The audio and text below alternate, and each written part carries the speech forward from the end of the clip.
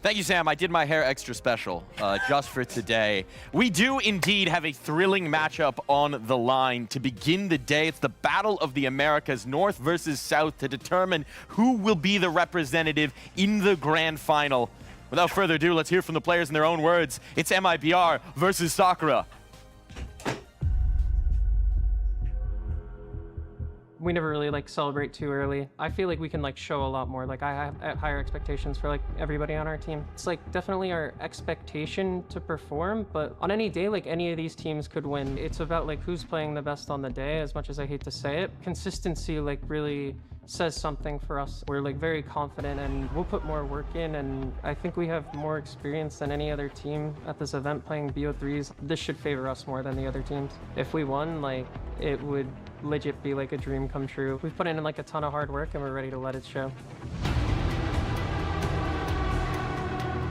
Playing against Sakura, I'm looking forward for it. I'm really anxious. My team is so hyped right now. Being at the semifinals, I'm really excited to play my best.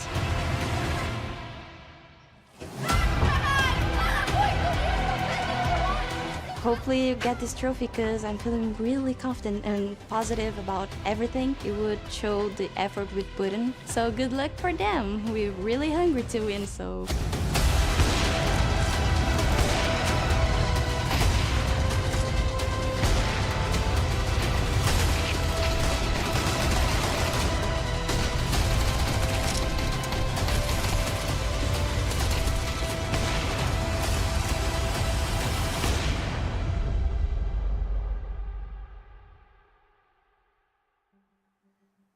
Hungry teams with a lot on the line, and to set the table for us, we've got Newt here in the Newt Nook. Newt, what you got? Well, we're going to talk about a bit of a feast because for the sides of both MIBR and Sakura, in the case of to buy or not to buy, in every case, you want to buy. But in the case of MIBR and Sakura, I think in every situation, they come out on top because it's actually quite something for them, for both these teams to actually close it out. These are looking at the win percentages across different type of buy situations that the teams have. So far, Sakura, it kind of comes out on top in these better buy and equal buy situations. That means they maximize the quality that they have. A lot of the time when they got the AWP in the hands of Forks, she thrives. So that's the kind of the maximizing the budget that they have to absolutely close out these rounds. But then you look at the worst buy situations, that's where MIBR has a little bit of an edge. And for later previous seasons, MIBR, this kind of iteration of the roster kind of struggled in these situations, especially in the worst buy. And for some reason, it looks like it's actually been Olga that's the one that's kind of pushed them over the edge. So when you look at all these other situations, when we go delve a bit deeper into these worst buy, full buy situations, we look at, well, my favorite kind of things like semi-bars and semi-ecos. But then you look at all the way at the full ecos from MIBR, that's actually kind of crazy there. 21% of full ecos they've been able to convert, and that's a big part in due to Olga, who's actually been that one to actually kind of drive them in these kind of situations when they're at the back foot. So they need to try to figure out ways to bring themselves back into it. While Sakura, as we talked about, alluded to earlier, these equal bar, better bar situations, that's where they thrive. But with in all these other situations, like these semi-ecos and these semi-bar situations, it's actually empathy who absolutely dominates in these kinds of situations, especially in the worst buy situations. He has a 97 ADR in these rounds, and then better buy and equal buy situations about 100, 110 ADR. So it's just consistency throughout the board. Empathy is the one to kind of look out for in these situations for Sakura, while MIBR, Olga's the one that drives them going forward. She has about 66 ADR in worst buy situations, but that's kind of what you need. When you got these youngsters, you need them to have the maximum firepower possible to thrive, like Danny and Poppins. They absolutely go berserk with those AKs. But when it's time, when they need to go into the pistols, Olga needs to be that driving force to push them over the line. So this is going to be a very tightly contested matchup, I think, especially in every sort of situation, every sort of bar situation that's going to come into their hands. So Empathy Deagle versus Olga Tech9. I can't wait to see what happens when those sparks fly. Thank you, Newt. Gonna head back over to the desk here as we start to break down this first semi-final of ESL Impact Season 8 Finals. There's a lot to play for here. The Battle of the Americas. North versus South is always a little bit of a rivalry. Similar situations in terms of geography, in terms of location. No bias for me. We'll just leave that one alone. What do we make of this matchup? What are you expecting here, Mac? No expectations. Like, I'm hoping that we get MIBR that we saw yesterday, but look, Sakura, we underestimated them on day one. They came out and completely shut everyone up, and I could expect that to happen again here. Like, MIBR, you know that they're loud, and Sakura might just be able to knock them down a notch by coming out with pure raw firepower. It all depends for me on where we're going to be going in the map pool, and I will not be surprised if we're straight back into the middle of it, straight back into the orange maps, your Infernos, your Mirages, your Dust 2s, and that's where teams like Sakura, who can shoot heavy, can definitely pull this as like just a 2-0. Yeah, both of these teams are very hungry to win for sure. I'm actually, curious how this playbook of Sakura will work for this game. What they prepared against MIBR, because MIBR doesn't have enough information about Sakura, I think.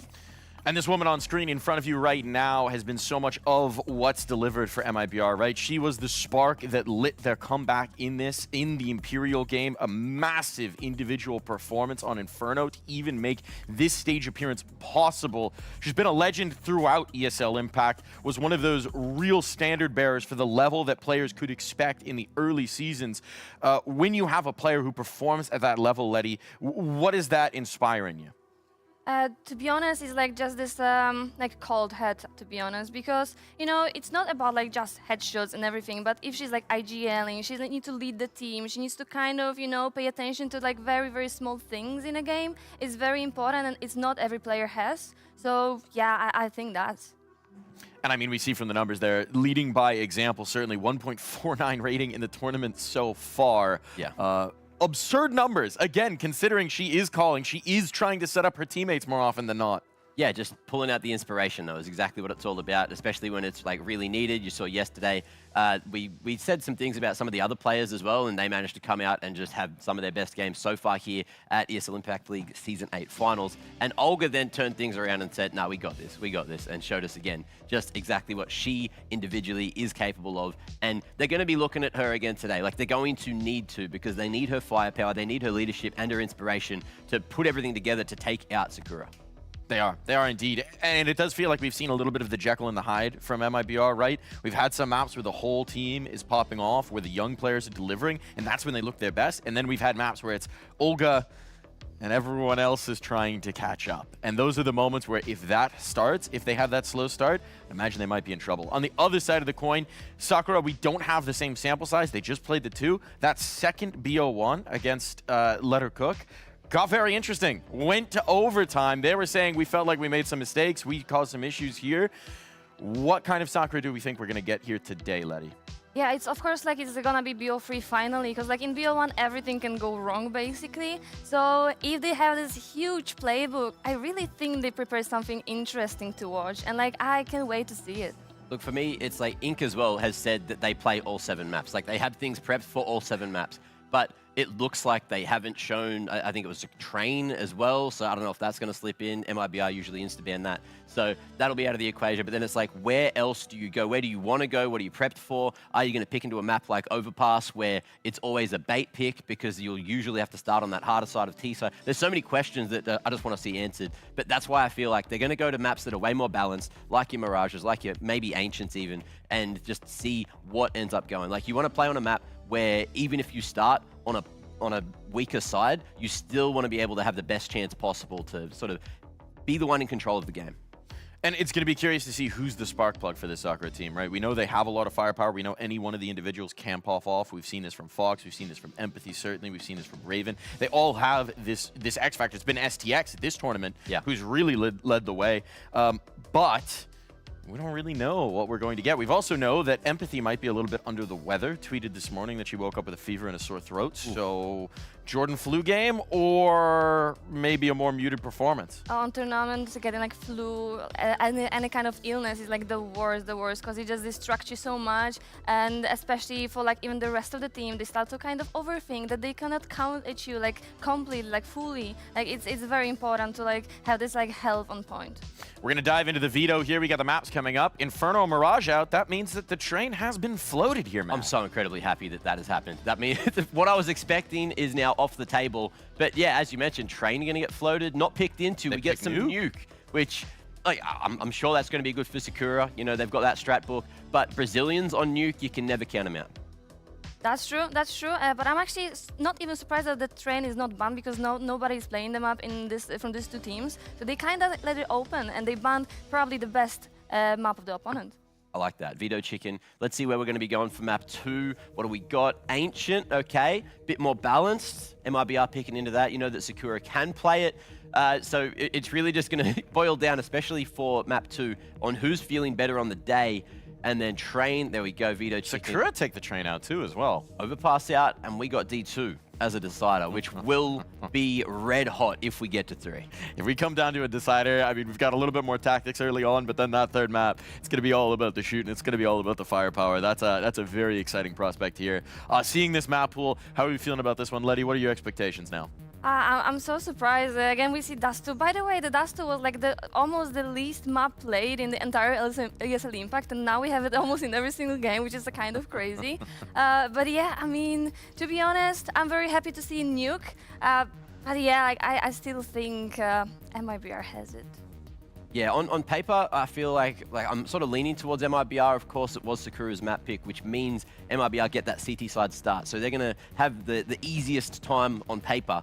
But we'll see what Sakura can do. They've got 14 reps in the last couple of months, and they've been playing, you know, the mixed leagues as well. So they're going to have a whole bunch of things prepared on this. And we'll see if MIBR are prepped or if they're even going to be ready, because it feels like the Veto overall got the shake-up. As you mentioned, both teams getting their best maps on paper banned out. And I can't wait to see what we get. Final thoughts, prediction?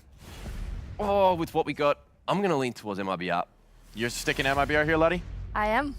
You've heard it from the desk. We'll see if they're correct. I'm thinking Sakura could be the surprise of the tournament once more, could make this action happen. And to bring you through this first game on stage, we have two wonderful voices. Freddie and Sam, take it away.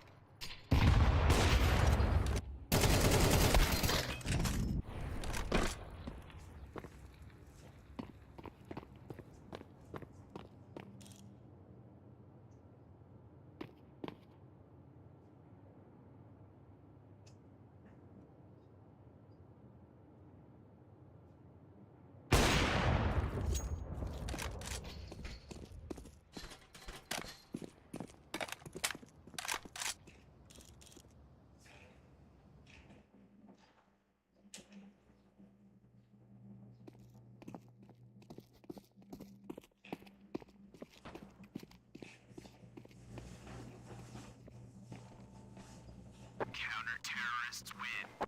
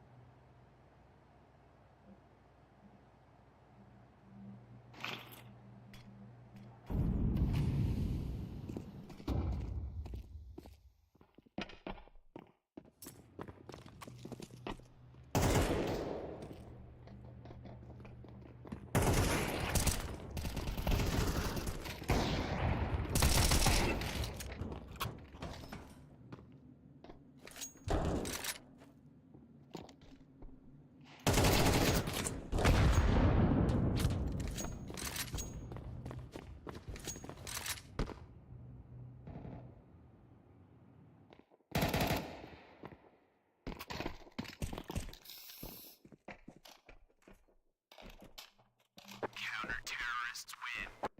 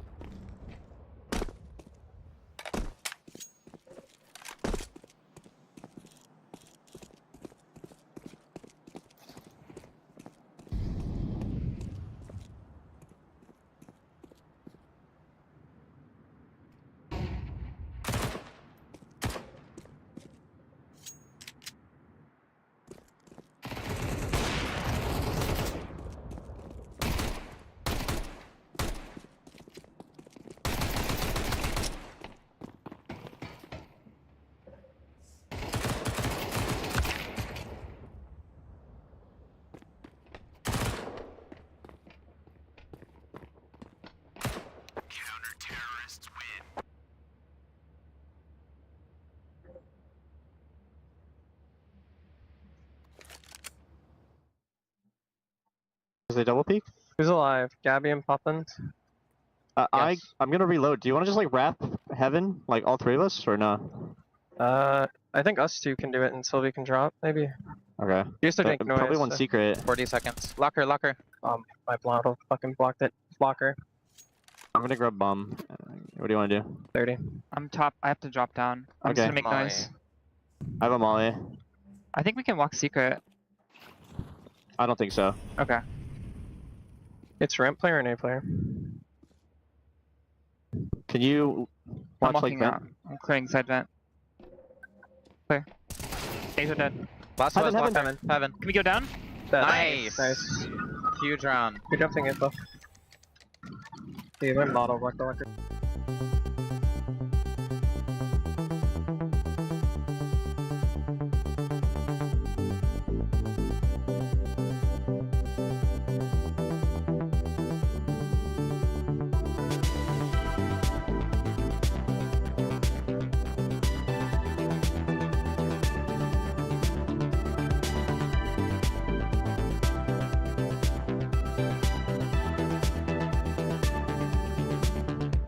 Run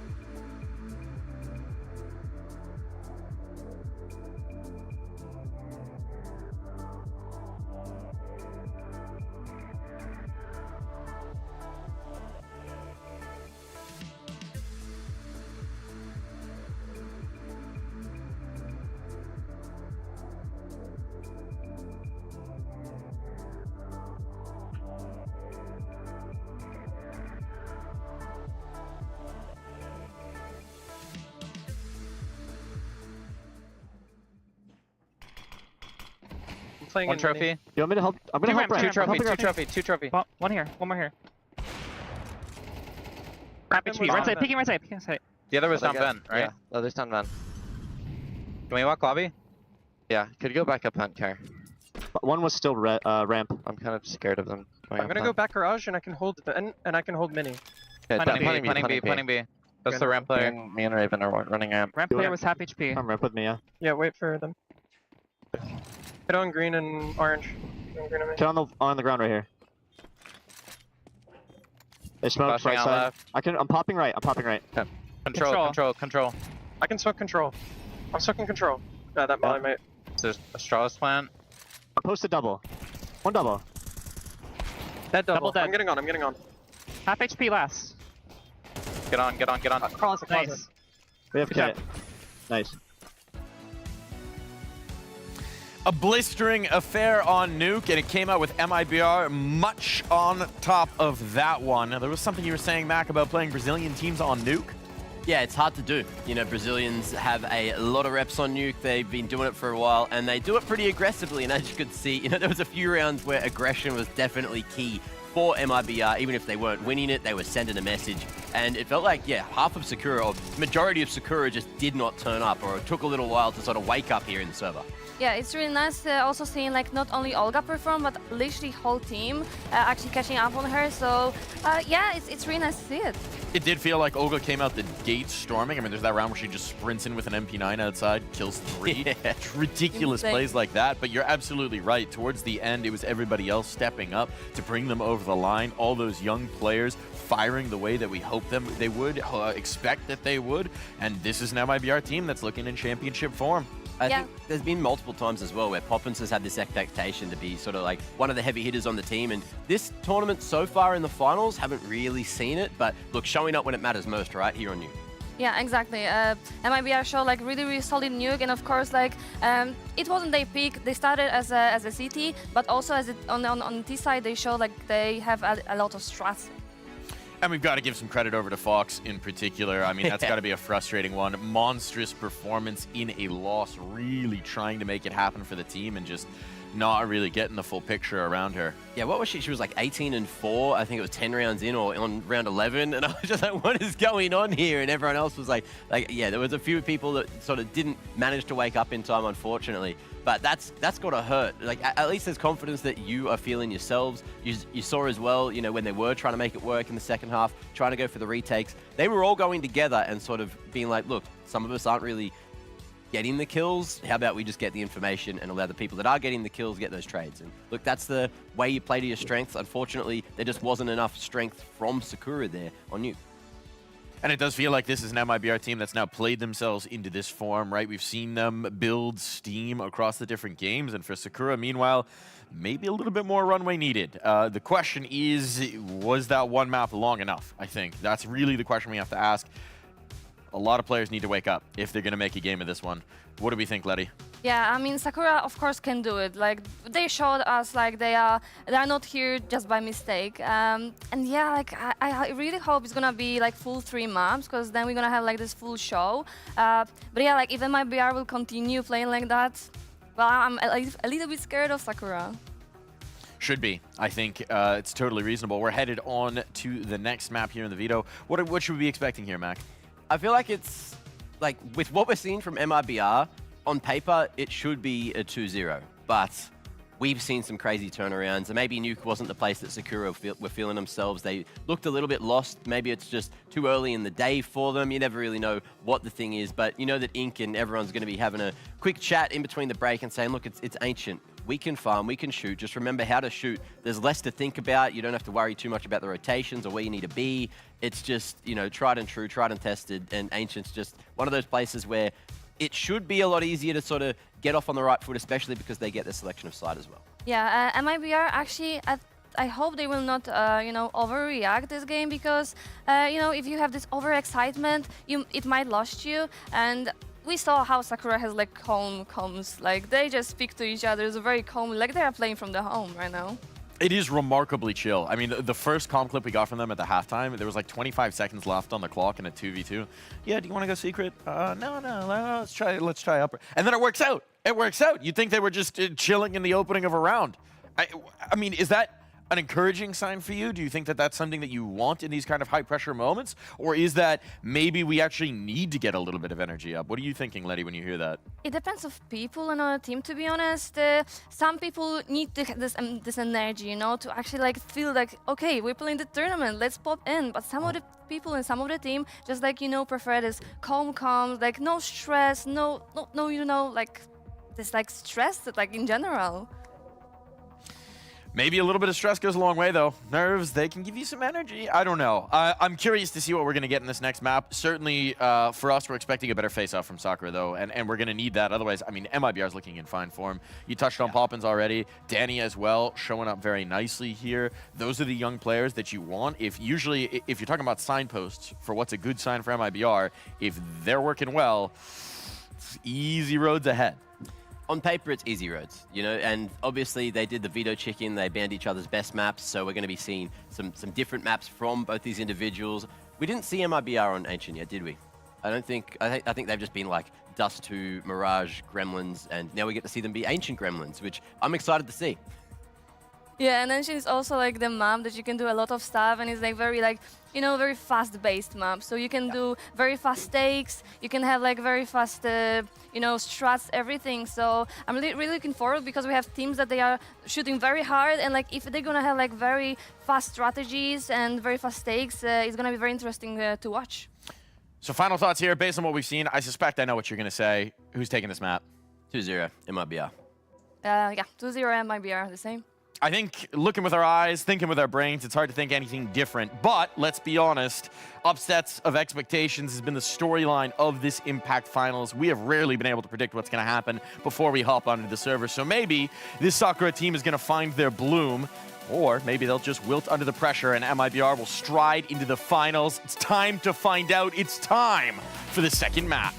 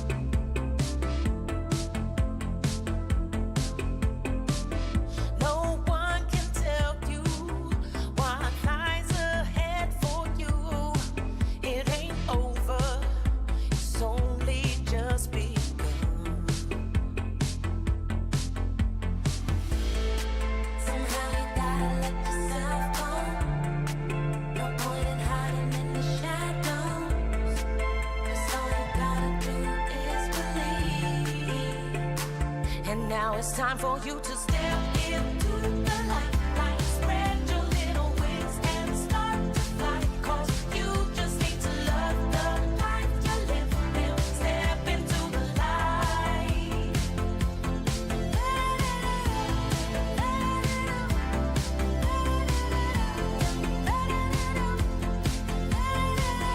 See all the colors, don't fade back into gray. And remember, it's only just begun. Somehow you gotta let yourself go. No point in hiding in the shadows. 'Cause all you gotta do is believe.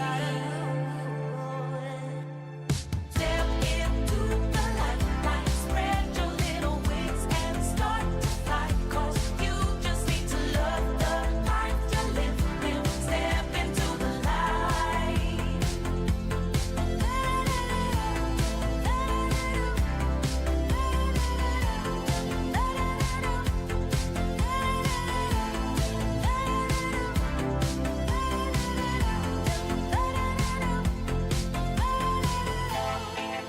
the light.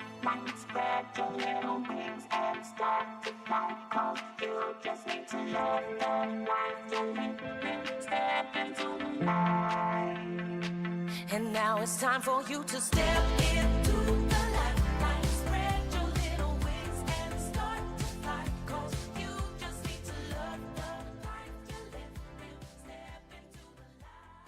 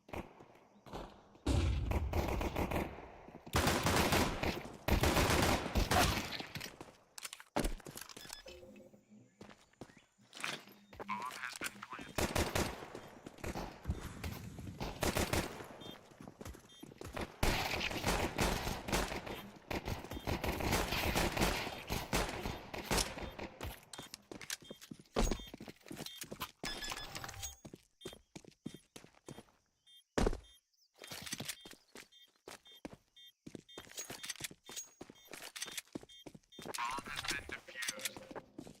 Counter-terrorists win.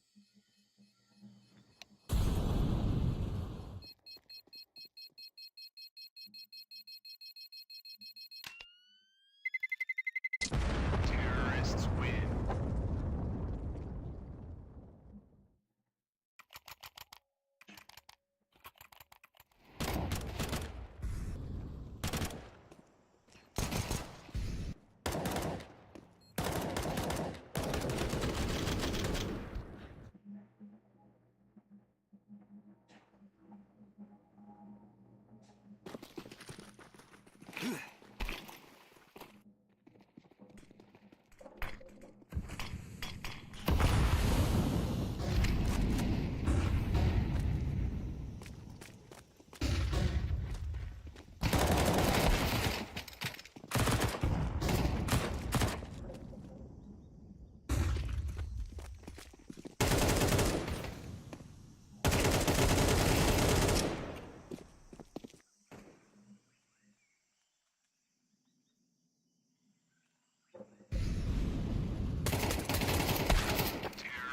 win.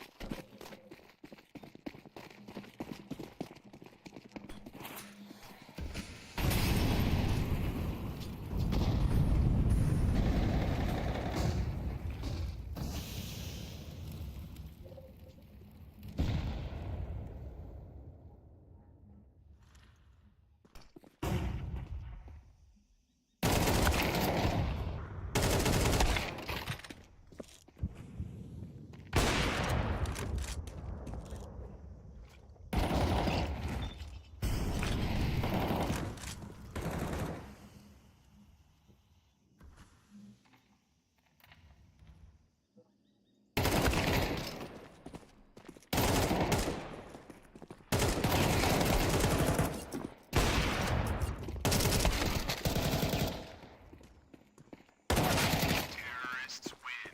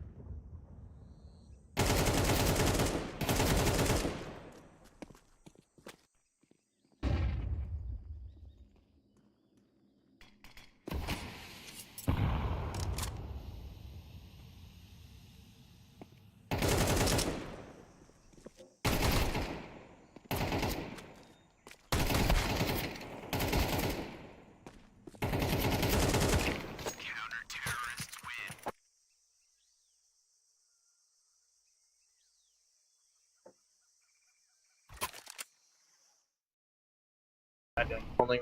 You're not. You're like in house still. They didn't smoke fucking Molly. Care mid. But A util, A util, fast A util. I flash left side. First one, left side. Breaking again. Two today. Flashing over. Flashing over Danny's here. there, all there, all there. Danny's there. 4v2, 4v2. Tight. I could pop. Upper alive, upper alive. Up big. We're starting to off CT. They haven't planted yet. I naded big. Offer, Top offer. left. I'm holding temple. I'm gonna swing on Raven. Nice! Oh my god, Lucy. Oh my Drop, dude. god, Nice round. Lucy. Nice round, Lucy. Thanks. Send that over there. I already bumped her.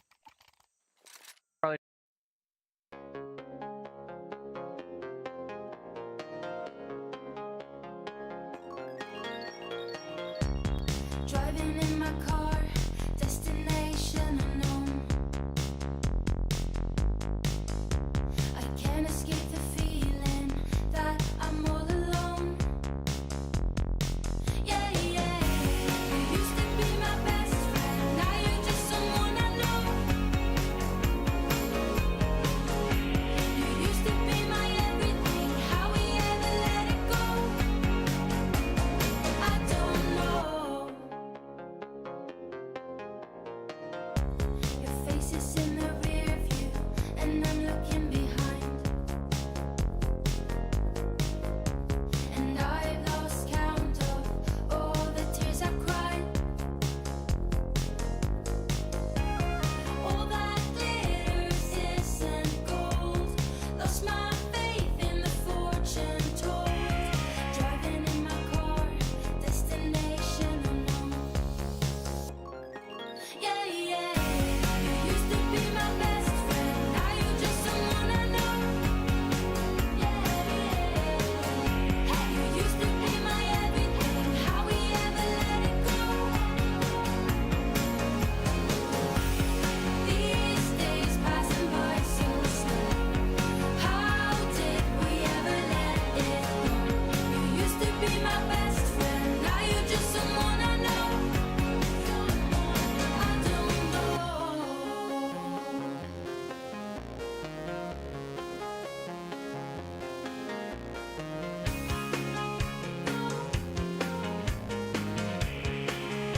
Someone I used to know.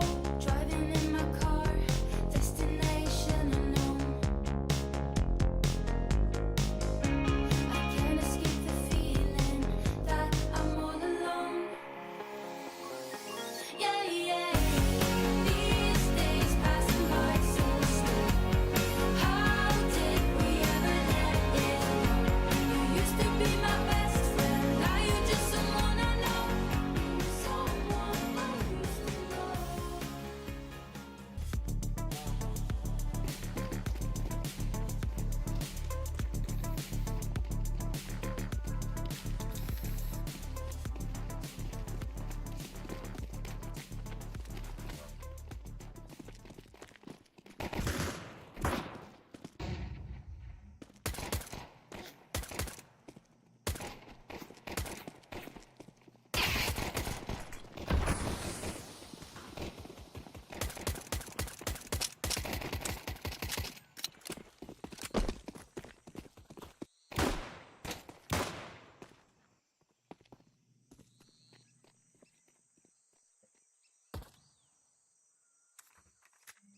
Bomb has been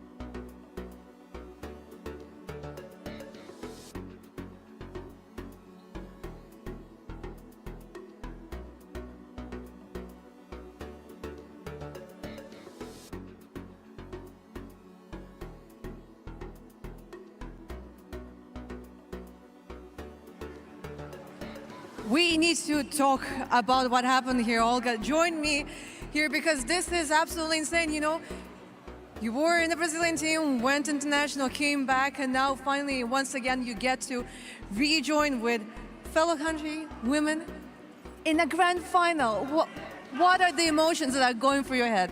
I'm so happy to be in a grand final again. It's like I've been working so hard to be here, to get this title, and now it's the last chance. I just feel I need to do more than my best, you know. It's like my 300%, like Ramona used to say when I went to HSG. If you do 100% and they do the 100%, it's not a game like we're gonna win for sure, so we need to do 300%, you know. That's my mentality right now. That is the correct mentality to have, and also the impression that I got is that all of your teammates, like full on, believe in you. They trust, like whatever you're calling, they're gonna be like on the same page with you. Is that how do you feel their trust? Yeah, they trust a lot on me, but it's not only my work, you know, on the calls. Landing is pausing very well. We're doing the coaches and assistant coach Nax. They're doing a great job. They just make the game easy for us to understand what is happening and take the best decision. So they make the game easy for me to call, you know. And having my teammates trust in me is just perfect, you know. There's no like double thoughts about what I'm saying. Even if something looks like it's a bit risky, I'll go sure. They don't ask that question, you know? Some people would ask that, but they don't ask that. Let's do it. You're confident? Let's do it. Let's do it. Well, when it comes to you, there's no problems with confidence. You know, you're super aggressive and you've been in the grand final before, unlike some of your teammates. So I think this is an opportunity for me to maybe talk to Poppins, because Poppins, you are now in the grand final of Impact. How does it feel to finally get there? I can't believe it. Like, I played all of the Impacts since I was 16 years old, so it's incredible. It's a great feeling. I'm so emotional right now. I don't want to cry because I saw my mom crying. I'm really happy. Thank you guys for all your support, and this tournament is ours. Talking about your mom, I have no idea how it is even possible, because throughout the whole tournament, every day, she's there, she's yelling for you, she's supporting. How does she have so much energy? I don't know, I should ask her. I have no idea. My dad also, he screams so loud. I don't know, maybe she ate a lot of candies. A lot of candies, maybe that is the secret, but thank you very much to you, and thank you to your family for bringing the Brazilian spirit into the grand final. Poppins, one more time, congratulations. Maybe, I mean, your family is here, but maybe you want to say something to the Brazilian fans that are watching. Oh my gosh, they are so incredible. Like, some of our fans are also our friends, like Felipeira, Spirit, a lot of them. Thank you so much, guys, for all your support. It means a lot to us. One more time, congratulations with the grand final. See you in a few hours, but for now, let's go back to the desk. Full faith, full confidence, full voice for MIBR, and full dominance across these two maps. They take the series, they take the 2-0. They show us that MIBR is ready to play, ready to make their move for the trophy. You heard Poppins guarantee it. This tournament, this trophy, it belongs in Brazil. Look, it did last season as well, so let's see if it's going to be back-to-back Brazilian dubs, which would be kind of crazy to think about, especially with the tone and the narrative that was set coming into this year completely. And then Brazilian dominance is not something that was on the cards, but I'm glad it is in the conversation. Yeah, I'm so happy for Olga, especially because like I remember talking with her on like many tournaments. Whenever she was out from the tournament, I was like, hey, what's up? And she was always like, yeah, maybe next time, you know. Like, she's very humble, and she knew she's gonna come back and she's gonna show her like really skill. I think it's fantastic that we're getting Olga in this form, in this final, the final Impact, right? Olga has been so much of the story of Impact in those early seasons. We're bringing her tale, it feels full circle, right? To have that last opportunity to secure the trophy, the thing that has eluded her through every season of this.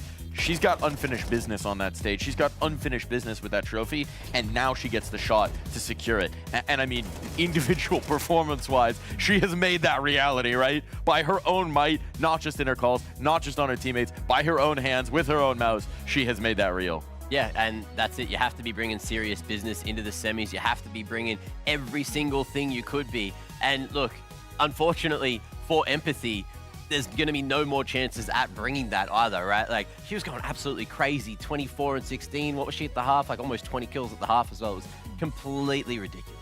Yeah, when I saw Empathy like shooting that hard, I thought MIBR is over. But MIBR somehow found the strength and they bring back the spirit in the team. I'm glad that Empathy was able to show this, right? Because we know what she's capable of. Know that she's maybe a bit under the weather today, but thought that that might be the spark. I think you're absolutely right.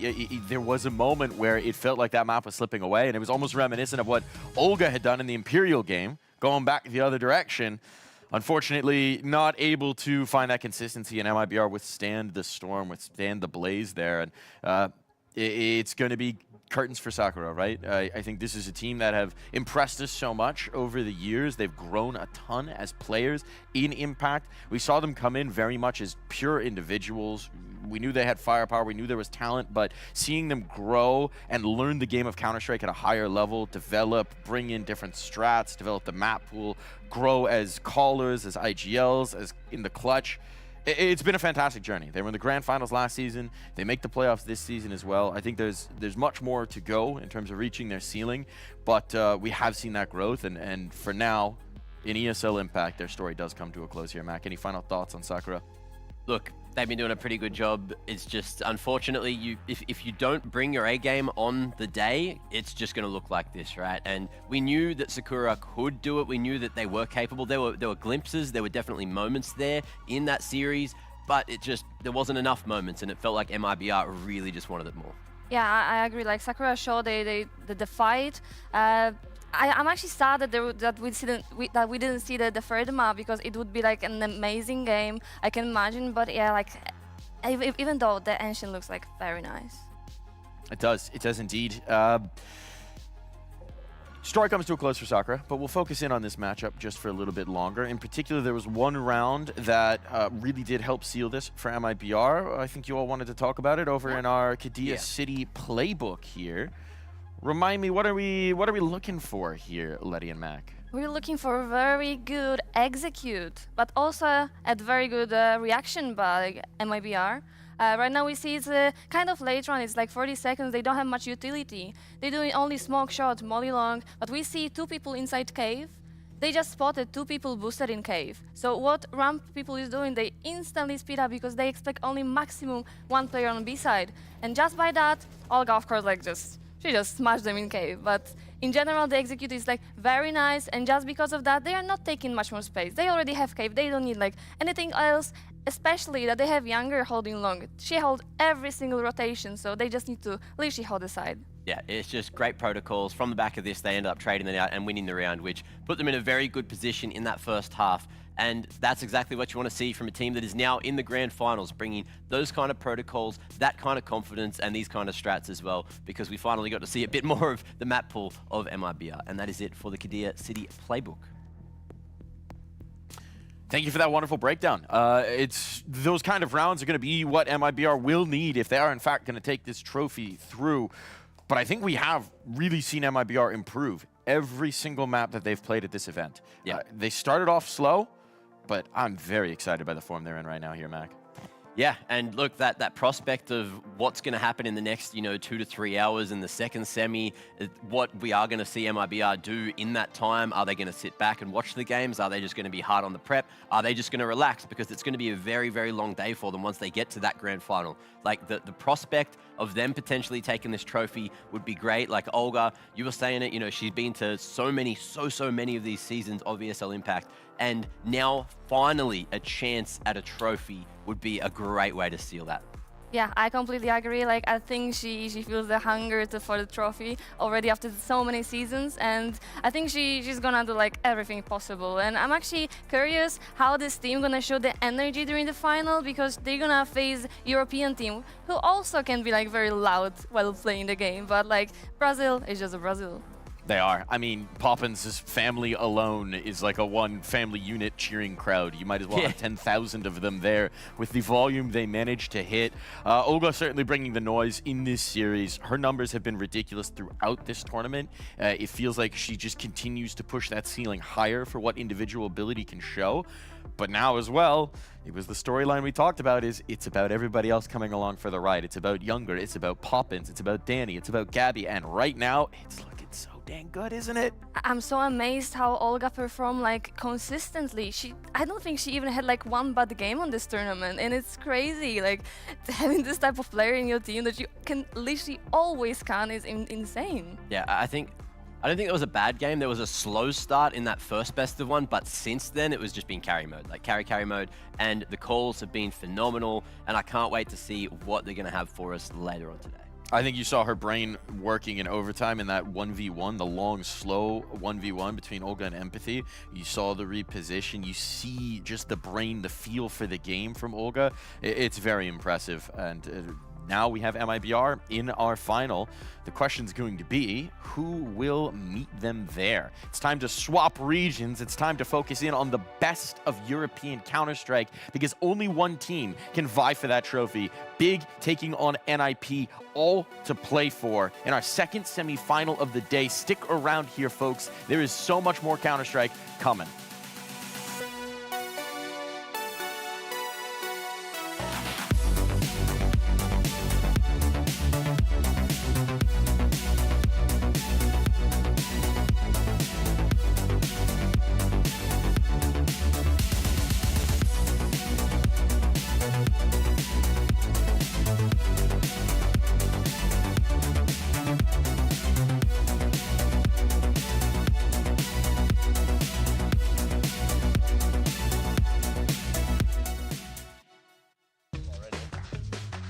No, we're fine. Oh, look at it. Now what am I supposed to do? Everything is done already. Everybody, welcome to Games with CHEGOU, and right now by my side I have Fox from Sakura. First of all, how are you doing? How was the travel? I feel great. I think I was the most prepared for this, time zone wise, because I sleep really, really late. So I got in here and it was like sleeping at a normal time. This is an option, but also we have this big bag. And you can probably guess what's inside of it. So which one do you prefer to go? This is Jenga, right? Yeah. Let's do Jenga. Let's go to You have to set it up though. You know, you're here to play a computer game for a living, but do you play any other games? Other computer games. I play a bunch of other than, like I play Apex.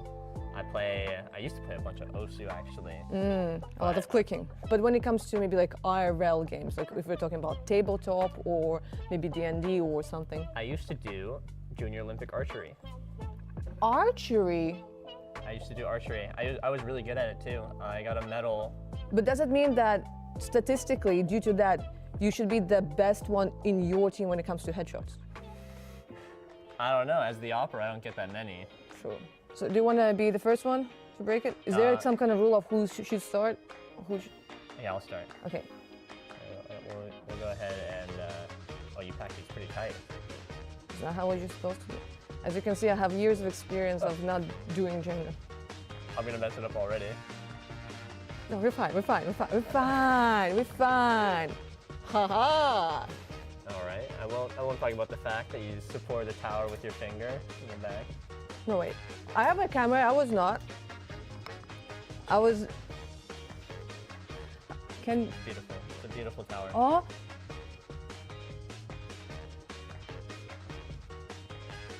I'm not even looking at you. You're looking at me. You're looking at me. Oh. You got it. No.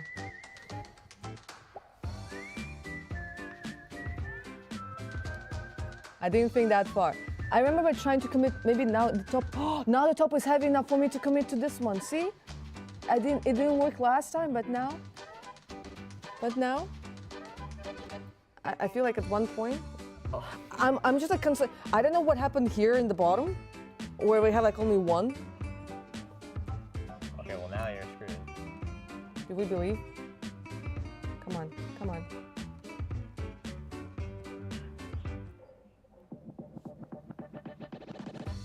I'm not touching the tower. I'm just pushing. I'm just pushing. I'm not touching the tower. Okay? Why are you looking at me?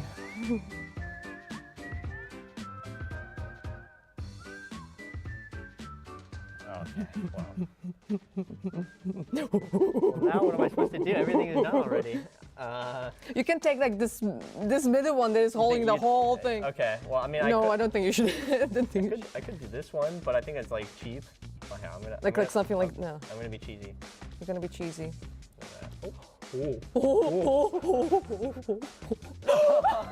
I think that means I lost. You lost? I think so.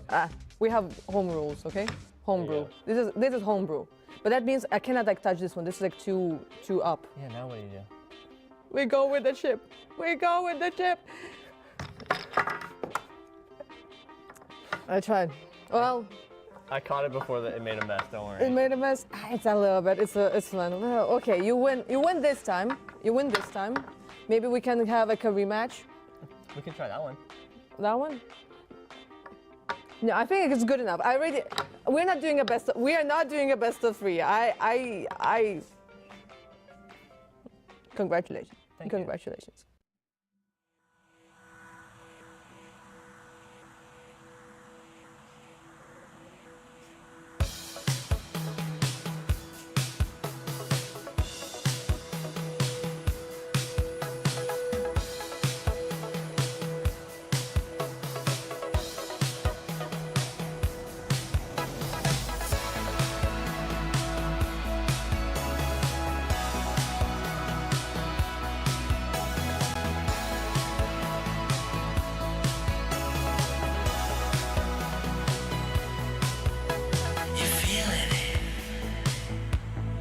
To your last $5 to smoke, you got big dreams. You're just an ambitious proletariat, questioning what it all means now that you found out that it doesn't mean anything to be right when the world is wrong. I'm so sorry to hear that you crestfallen alone now. Do you believe in it's new? Something bigger than you, love. Something bigger than me. And do you wish it was true, love? Do you wish it was me? You see it. Something small, just a flicker, and you swear it was real, but you fool fall for the first time, for the last time, for the first time, for the last time.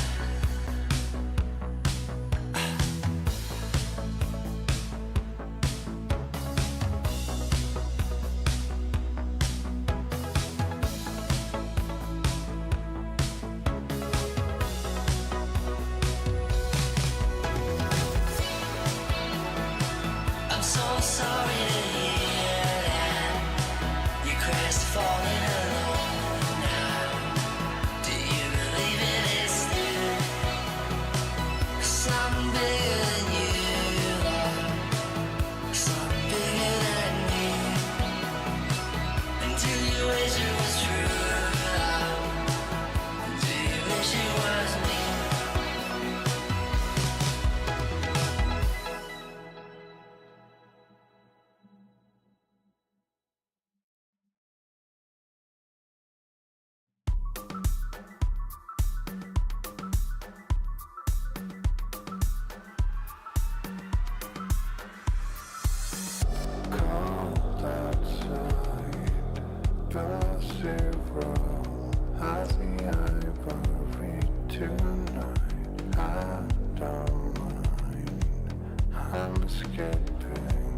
I'm escaping in the dark. Thousand crystal sculptures, endless dynasties.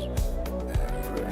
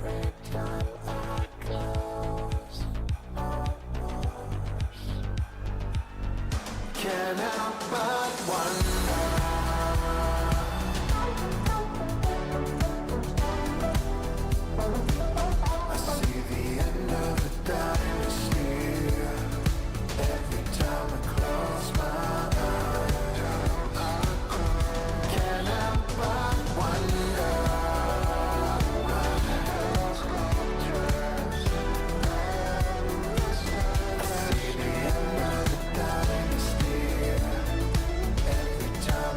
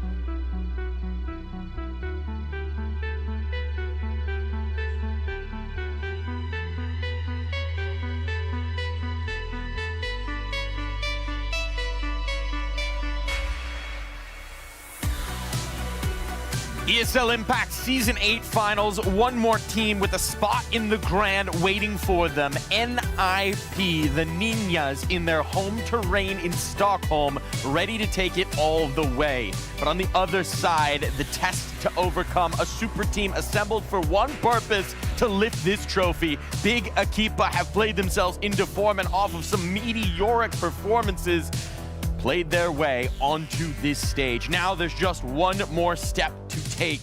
And the question is, will this super team with one dream be able to achieve that dream?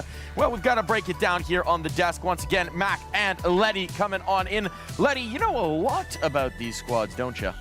Yeah, a little bit, yeah. Yeah, I mean, I play with Hanka, I play with Vivo, I play with Zana. So yeah, I can say that. A lot of familiarity here. Mac, what do you think of this matchup, the marquee matchup of European Impact? I know it's going to be loud. I know that the arena's got a full old crowd with, you know, some of the biggest fans for both these orgs. You know, you've got the Swedish organization and then, of course, Emsan, the only remaining Swede in the tournament, who is here playing in front of the home crowd as well. So there's just going to be a lot of noise. You know, they were loud yesterday and the previous days as well. So it's going to be a fun one, even if it doesn't provide the action. But I have a feeling it will. I have a feeling it will as well. They can't disappoint the fans. We've got the Roaring Bears. We've got the Ninjas out in full force, rolling out of the office and into the arena. It's an exciting prospect, and I think we're going to have a banquet of Counter-Strike as well, right? Oh, yeah. We've seen a lot of very good things from these teams.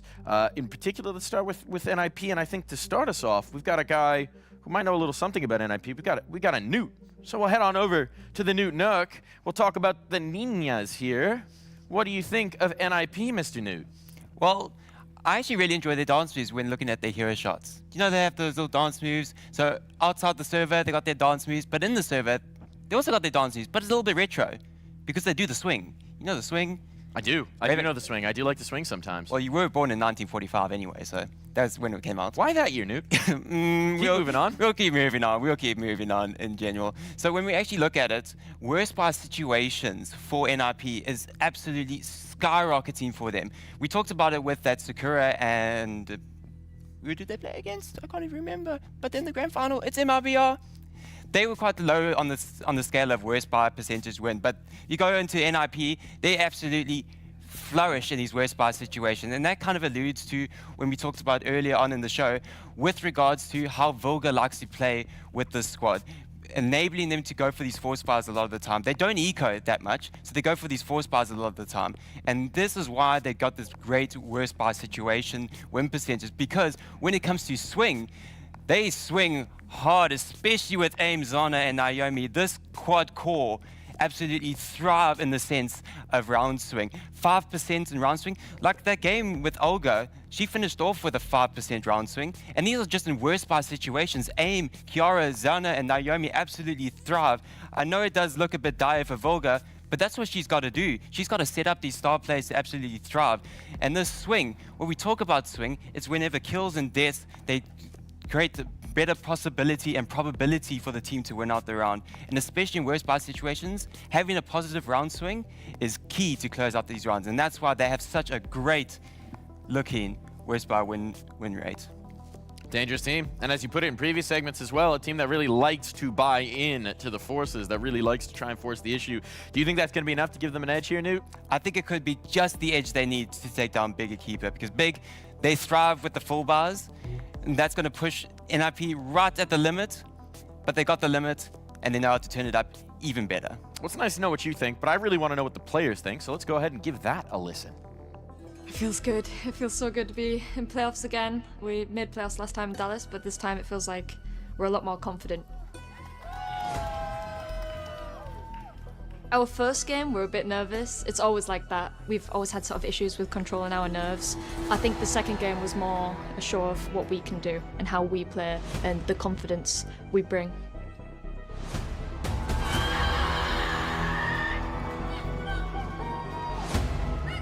I'm really hyped to play against them because we can prove that we are better as we were fighting all night. Now gonna be like final boss. I hope we're gonna keep Impact in our hearts forever, but before that I have trophy to lift, guys, so it will not be that easy. I think we'll only get better into playoffs. I think we'll be a lot more confident.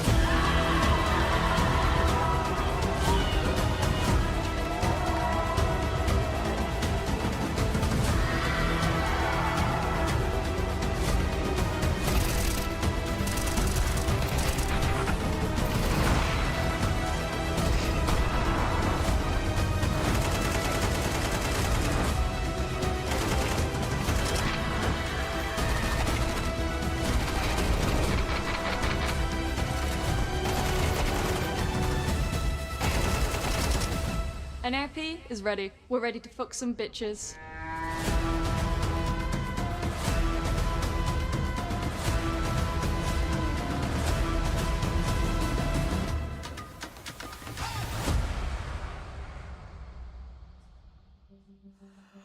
Okay, AIM. She's ready.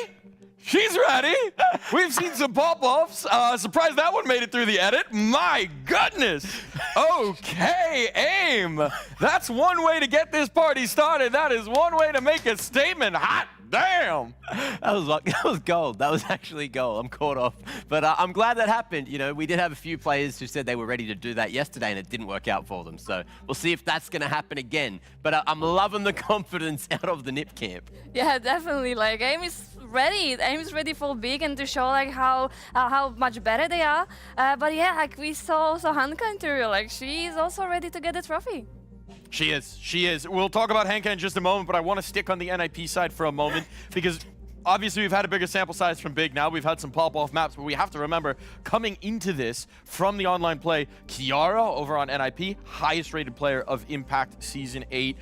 AIM was not far behind as well. They've been bringing in a ton of firepower. These are young players who've had a few seasons now under their belt, and it feels like we're getting the best Counter-Strike we've ever had from them. Well, maybe not them individually. If you want to talk about the best Counter-Strike we've had ever, at least the top 5 record getting broken yesterday, Hanka dropping the highest rated map we've ever seen in not just the history of CS2 here at ESL Impact, but the 5th highest rated map ever from an individual in Counter-Strike as recorded by HLTV. So that is a huge win. Yeah, that's true. But about NIP, like as I already said, like it's very important to have the IGL who is actually a leader, not just given the calls because it's not the same. And it looks like in NIP is actually like it works like that. They have very experienced Vilga. They have young talents that they listen to her and follow her like you know, blindly, literally. So like, yeah, it's looking good. Sometimes you just gotta have blind faith. We've got the maps coming through. It's Mirage first up for Big. What do we make of that? Yeah. I mean, Big Equipa feels very confident on the Mirage, and especially and NIP also on Inferno. Like, I think this is like the best of maps they have right now. Yeah, definitely sticking to the middle. I wouldn't be surprised if there's a dust that slips through at the end, but I'm hoping we go more towards like an Ancient there, Overpass band coming through. What's it gonna be? Ancient band, they actually float the dust too. NIP let the dust 2 go through after, I guess, what they saw out of Big on it yesterday, that 13-0, they don't want to be going toe-to-toe.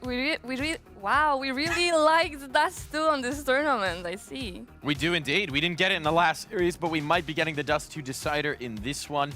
You touched on it, the Hanka top 5 LAN map all time. Absolutely absurd with a 3.2 rating.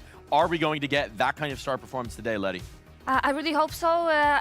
About Hanka, like she's a very, very consistent player, and like when she's starting like fragging, it usually continues in like the next games. But I hope she's not gonna think about final before this game. Final thoughts here. What's the key? Who's winning? I think the key is going to be firepower. I think it's going to be the youngsters we got to look at for NIP, and I think the storyline. I just want to see Vilga lift that trophy. Letty, what do you think's gonna happen here? I really count on Big Equipa, and they had the warm-up yesterday, so... So you believe? I believe. Who's going to be the key? Who's going to put them over the top? Hanka and Vico, of course. This duo is amazing. Polish players.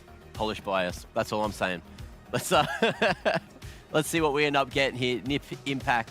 It's gonna be a fun one, and I'm really hoping we get to see the twins popping off. You know, I was reserved thinking, all right, let's see if Kiara can do it on land, and then she came out of the gates the other day, just absolutely popping domes, and I want to see that again from her. And with that day off, we'll see if they can bring it to fruition. NIP, Big, 2 storied organizations in the world of Counter-Strike, 2 storied organizations in the world of Impact, but only one can keep their dream of their first Impact trophy alive. Only one can lift this on stage. Our casters, for one more time in this ESL Impact season, Freddie and Sam, take it away.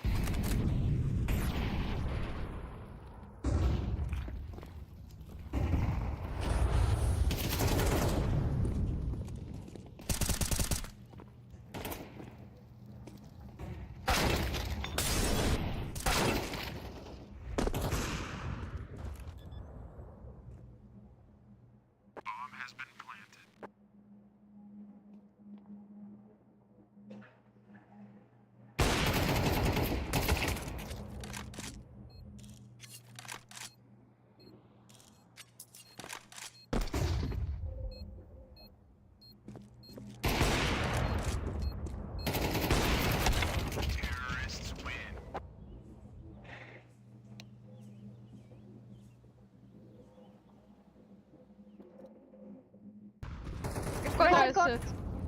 It's no problem, guys. I have full city. I'm gonna go here. They have no kit, guys. You can play time also. Stairs. I'm on tank. You need help? No. I go on drops. I'm full going. They're pushing. Go closer. A. Drops. I'm with you. Taking cross. Bomb back up, molly on me. Molly on me for bomb. They have no kit. No kit, yeah. You don't have to spam. No problem. No! So fucking easy!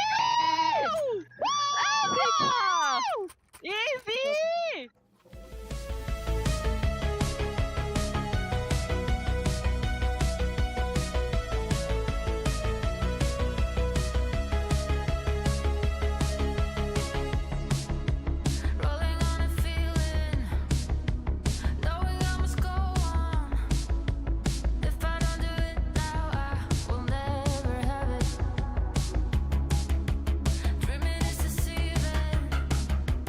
Falling to slumber.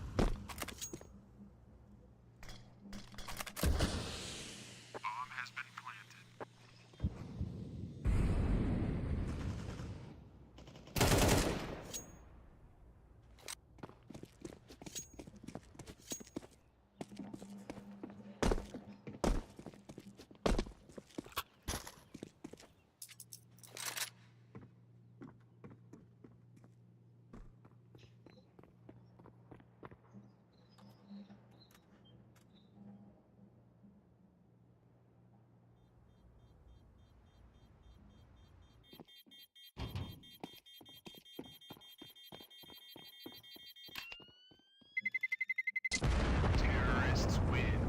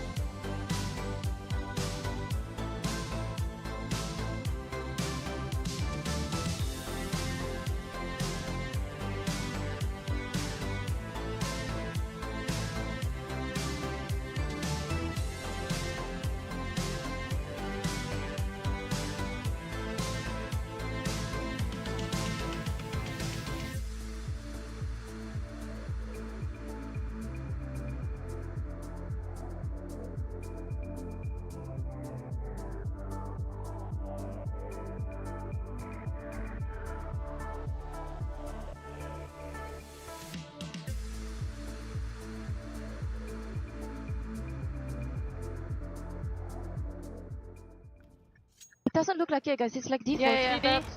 I have short. Short with me. Go B, go B. Ladder. B. I have short all the time. Let's go. Con. Go back. One is B up.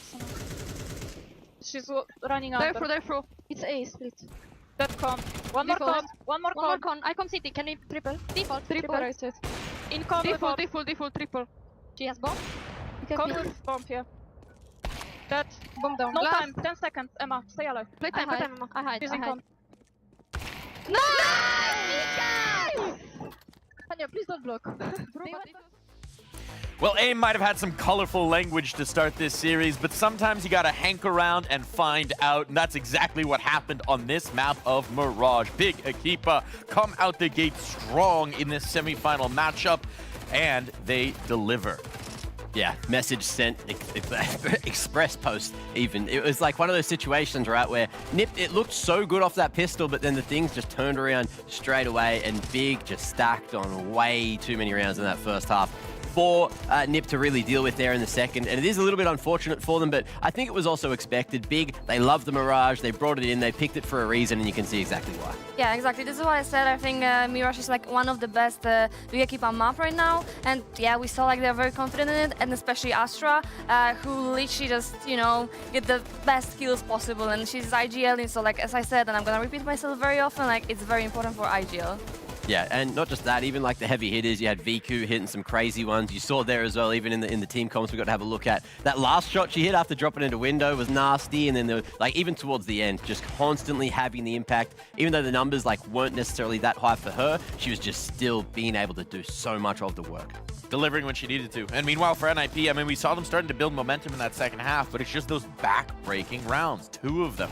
Obviously, there's the one right after the pistol, losing to the Force, then the streak of rounds that go against them. But in that second half, the Eco, the 5-7 round, Astra dominating in that. It's so tough to actually build winning Counter-Strike, especially now that 13's all you need. It is tough to make that happen if you're losing ecos like that. Yeah, for sure. Like after this round, like pause is needed because like you just don't think properly, and this round they're just literally just like losing your focus on everything on the next map because you have constantly this force buy round in your head. But yeah.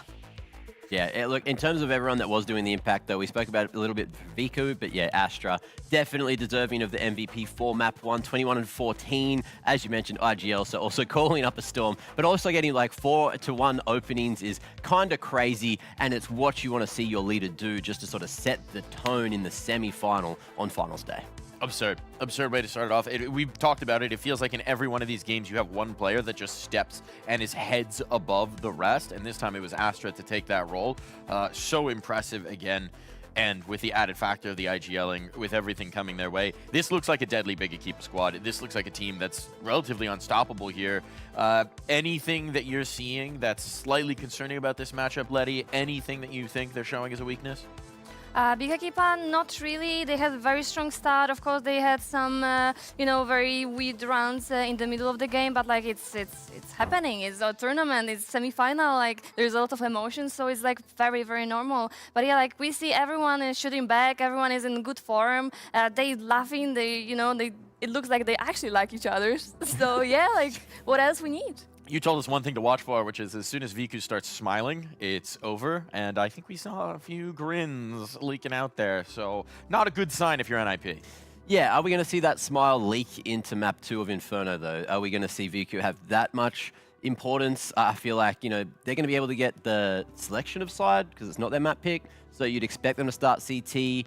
And that's where they can really set the tone, set the pace. But will they come out swinging? Are they going to take it slower? Like, what would you expect Big to be doing here moving into Inferno?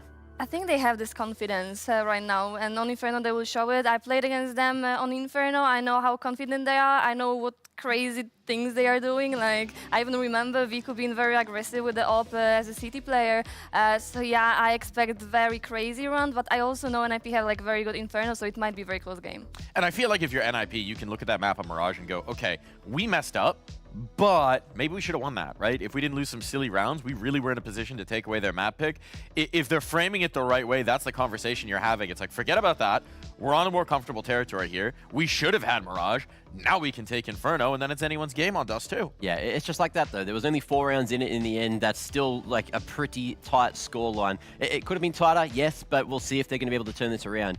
We've already had the conversation that Nips, even though the stats don't look amazing on our screens here, they know what they're doing. They're structured. They have a very good brand of Counter-Strike on Inferno, and they should be able to make it happen. Also, Inferno being the most T-sided map in the pool, you know, by the stats, they're starting on the T side. It should put them in a position to succeed, but they have their fate in their own hands, and they need to be the master of it. Yeah, if I'm correct, NIP was like picking Inferno whenever they could, and like especially like again, almost every single team. So yeah, they're very confident there. So like I just know it's gonna be a very tight match. Yeah. The one worrying factor for me here is the relative experience, right? Big, yes, it's a newer team, but it's got more veteran players, right? These are players who have been in finals. These are players who have been to this point. Over on the NIP side, yes, you have Vilga, who brings in that wealth of experience, but she's been building up these young gamers again and again and again. They've gotten closer and closer and closer, but when you suffer that first loss in the semifinal, with the pressure on, with the trophy on the line potentially, gotta make sure that they're locked in. Yeah, but knowing that they have Vilga on their side, like, I just know she's gonna talk to them and they will just trust her, like, no matter what. Like, she's just gonna find the correct words to actually bring them back on the server, to not think about the map they won, because it's not important. That wasn't their map pick, so, like, nothing happened. They had very slow start, so if they would just start, like, playing a little bit better at the beginning, the score could be much different. That's it, right? I feel like all weekend so far, teams that have had slow starts have suffered because of it. Even if they almost make the comebacks happen, it just never gets across the line. We haven't seen a comeback completed successfully. You need to get up to a much better start, at least keep it a little bit closer, especially on your map pick. So, final thought. Based on what we've seen so far, are we going to get a third map, or is Inferno going to be the close? What do we think, Mac? I really want to see a third. I want to see Nip. I want to see what we know that they can do here on Inferno, and I want to see him do it in a very, fascinating manner. Yeah, I really want to see the third map, because like actually on the last map you can see like everyone is a little bit stressing, a little bit, like this feeling that okay, that might be over, that might be final, you never know. So like yeah, I'm looking forward for the third map. Hopefully we're going to get it, but we will have to see, because Big have been showing a class above so far. For NIP, they must find what they need, the wherewithal to step to the plate, to step up to that level where it could be all said and done. One more map between Big and that grand final. All they need's Inferno.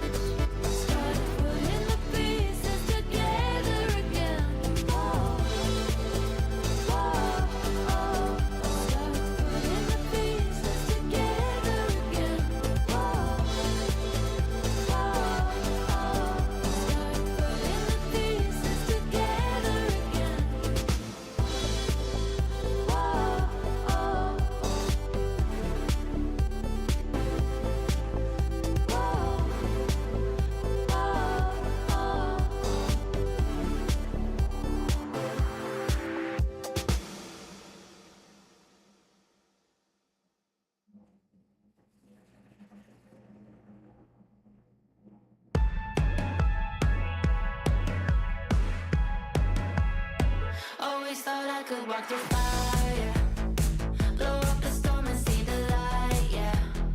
I told my friends that I could run on water, and they said nobody can.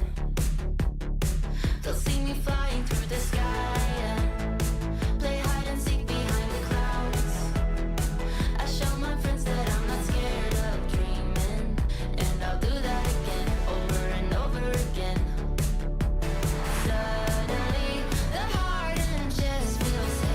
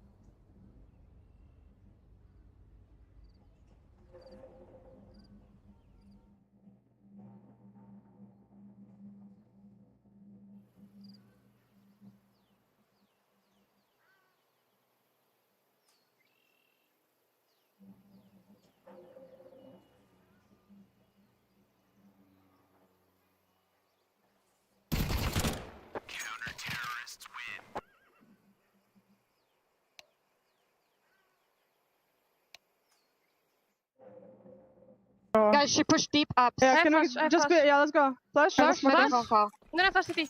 Boom, Maybe phone call. First box somewhere. First box. Person. I don't know. First. Nice. Triple. Nice. Nice, good job. 3v3, guys. You got this.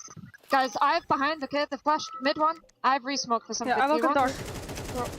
CT's coming. I re-smoke CT. Yeah. Me, I'm playing dark and I'm aiming CT. Do you have any? No, I have nothing. I have nothing. I think you should just play together. I'm gonna go to her. Okay. Clear, but could be friends. Careful. Yes.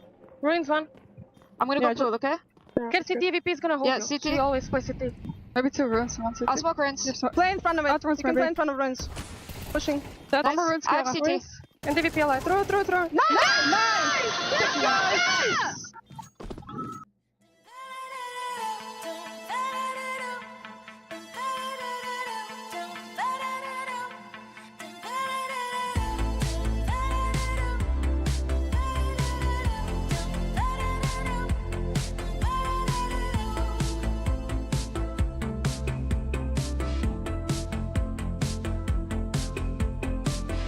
No one can tell you what lies ahead for you.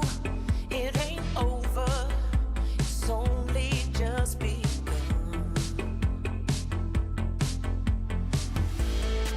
Somehow you gotta let yourself go. No point in hiding in the shadows, 'cause all you gotta do is believe. And now it's time for you to step into the light, spread your little wings and start to fly. 'Cause you just need to love the life you live and step into the light.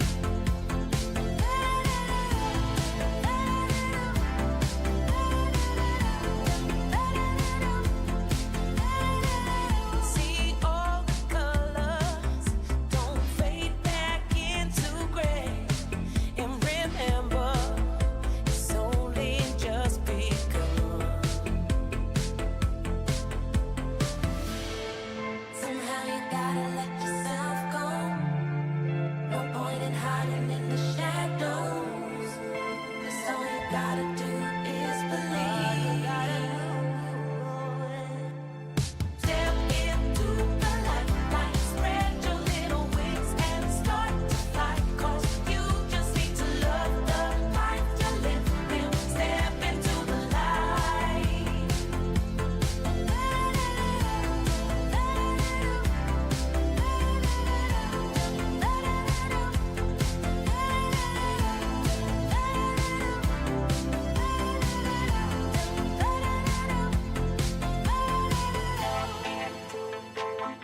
Spread your little wings and start to fly. 'Cause you just need to love the life you live and step into the light.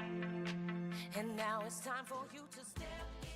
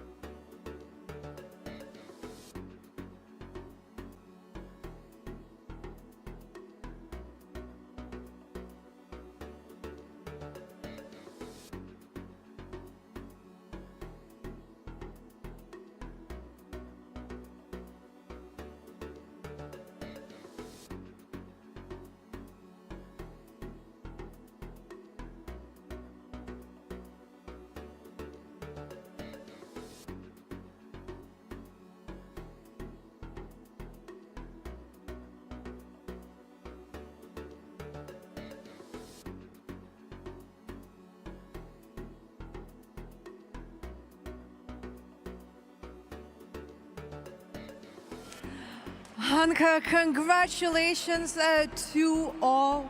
Confident, and again, once again, we're gonna see you in the grand final. How does it feel to be back to there? Oh my God, it's been a while since I was in my finals Impact, so now during class Impact, it means even more for me that like we built this team from the scratch during the beginning of the season, and now we're in fucking grand final, bro. It's amazing. And once again, it is you and Vico. You know, like, this duo, you've been crushing, and it probably feels good to be reunited with her again and in the grand final. Yeah, of course. No, Vico is like my favorite teammate. Like, I know, I'm just sitting next to her all the time. I know that when she's saying something, I full follow it. I have full trust on her. She has full trust on me. It's just something that you cannot fake it, you know, and just create it from nowhere. So I really appreciate her presence here. Well, it is not the first grand final for you, but I do believe with some of your teammates that unfortunately already ran away, because I wanted to, you know, maybe I have an opportunity to talk to Emma, because I think besides like the amazing fans that you have here like from Big, Emma, I know, because like, you know, for Hanka, this is not her first grand final. For you, this is not just the first grand final. I just want to remind everybody that we are in Sweden and you are Swedish. So like having this, what does it mean to you? It means the world, really. I don't know what to say. You don't want to say? I think I saw two people in the audience that had mom son and dad son in their bag. Who are they? It's my mom and dad. And they're here to support you all the way? Only emotions. This is only the emotions we have. Ladies, it was a beautiful game, and I'm really looking forward to seeing the same thing in the grand final. Of course. Let's fucking go! Woo! Right, ladies, thank you very much. You now need to calm down. The adrenaline needs to go down. You still have a grand final to play. Yes! All right, let's go back to the desk. Ready? I'm gonna smoke city. Smoke city. For smoke to pop, okay? Wait, guys, take it easy, okay? Take no good walls. Trades. Ready? Flashing. Turn. Boom. I hold ruins. She should be alone, guys. City. Pressure me. Triple, Sasha. Ruins. Sasha, plant behind pillar, please. Ruins. I play duel. Ruins. Yeah, it's fine. No city smoke. City on HP, city on ruins. Both. Yeah, I know.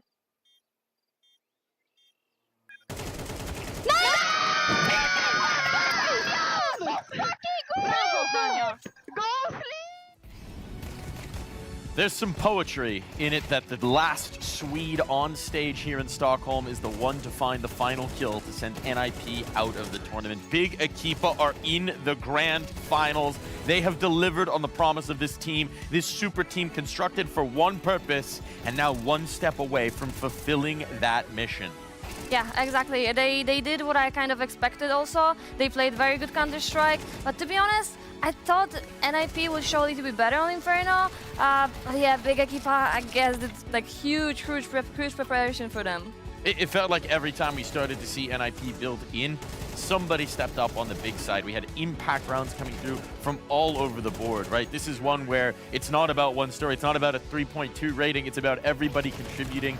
Players in the clutch, players in the ecos, Vico on the op, Kyosa realizing the promise of that ridiculous aim all over the roster. This seems to be a big team in fine form. Yeah, Pulse could go wrong. And look, there's a lot going down. Everyone really lifting just when they needed it. And yeah, flawless second half really shut down any hope that NIP Impact had, which is, you know, a bit of a... It's sad in a way because I felt like this definitely deserved 3 maps. But yeah, if Big Equipa are just going to be going straight into the grand final, speed running us there, and then giving us the goods, giving it everything that it needs, then that's what I want to see. I want to see the 2 best teams feeling themselves, both just blowing through the semis 2-0 and going into a grand final with high hopes. Yeah, also everyone now knows that AWP is a very hard weapon, especially on this side of Inferno, but Vico was like finding entry kills like on Banana, like literally everywhere, which I think boosts everyone's motivation. I think it was a different storyline, right, from the Mirage. The Mirage was about NIP's mistakes, missing the opportunities to take control of that. This one just felt like it was Big establishing themselves as that better team, coming out ahead, coming out on top through their own might, through their own prowess. And it's a really exciting prospect now because we have a Big team that seems to be in fine form. We have an MIBR team that seems to be in fine form. They're both the teams that came from the lower bracket, right? So they have had to battle their way through here, through every possible game that they could play. And now their reward is a duel to the death to figure out who is going to be that final champion of ESL Impact, who is going to lift that trophy. 5 new champions are going to be forged today. That's a crazy prospect. Yeah, and one of which who has been performing for the last couple of days in fine form is Vivo as well, who was that Map 2 MVP. Big performance, 20 and 15, and then showing everyone how it's done on the AWP. Probably, I'd guess, probably the most effective AWPer we've seen out of all the teams still remaining in the finals. Not gonna lie, I'm not surprised even because I know Vivo is a very aggressive AWPer and she's not afraid of like taking, you know, like very good picks basically. But yeah, on Inferno especially, I know she had like some issues, you know, on the CT side, but like I didn't see it at all in this game, and I'm very proud of her. And yeah, keep it up. She certainly has been keeping it up. I do have to ask you something. I think this is insight that maybe only you can give us. Hanka kept pulling out, was it a rock? Some sort of crystal? What's going on here? Yeah, so one day Hanka bought some magic rocks, and there was like a situation we were playing a practice, and I was like, I had like very high ping, like 200, and I was like, Haya, can you please touch your rocks so maybe my ping gonna go away? She did it, and like literally after like 15 seconds my ping disappeared. And you know what, maybe it was, you know, just consequences. No, it happened again with Angelica like the day after. How does one find magic rocks? Did she have to trade like the family cow for them? How do you get the magic rocks? Don't ask me, she didn't tell me, so yeah, maybe it's something, you know, like, to be honest, I have no idea. Hanka's got the connect for magic rocks. I would like some of those myself, to be quite honest. So I'll have to see if we can get those. Maybe the magic crystals are all the difference that you need to push you over the line to get that first place trophy. We'll have to see how strong the Juju is, I guess. Yeah. We can also look at how strong they were in this map, because I think there was one round that you all wanted to break down that I believe is ready over on our Kadia City playbook. So get marching, folks. And what have you got for us? Yeah, we got the round prepared by Big Equipa. Basically what they wanted to do is like they wanted to execute A, but they didn't find anyone on the bracket. So yeah, we're gonna see now, like it's a full execute, full flash is taking brackets right now. They didn't spot anyone, they spot people playing very far away, so they didn't want to go there. You know, they were like, okay, let's go back, but there's also like really good reaction by CT. It's gonna be right here, like we see CT just go into shot because they just lost any information. Like they cannot just like stack side like that in this round. So they're just checking short. Yeah, right here. And just because of that, Big Equipa decided to speed up B because like what else they can do? Yeah, it's interesting there as well. MSAN able to get those 2 picks in the meanwhile, and then also going back to the B site. That information's all been sent across to Vilga in the meanwhile, who does get caught off in a weird position. She decides to go for the fight thinking maybe it's that 1v1, but then gets, ran down by Hanka, and from there things just get really awkward. But it just goes to show that, both teams knew exactly what they wanted to do with the rotation and their protocols. It's just one team, fortunately, performed better in this round, and that was the Kadia City playbook. Thank you for the insight there, folks. Thank you for letting me know. A little knowledge bomb dropping onto this desk. And we may need some more of those because we're almost towards that final. We got to set the stage a little bit. Yeah. I want to focus on Big Equipa just here for a moment again and what this might mean to them, right? Because, Letty, you've been in finals with 2 of these players. You've been in this moment, seeing them get back to this point, battle to this point in a new project. What does this evoke for you?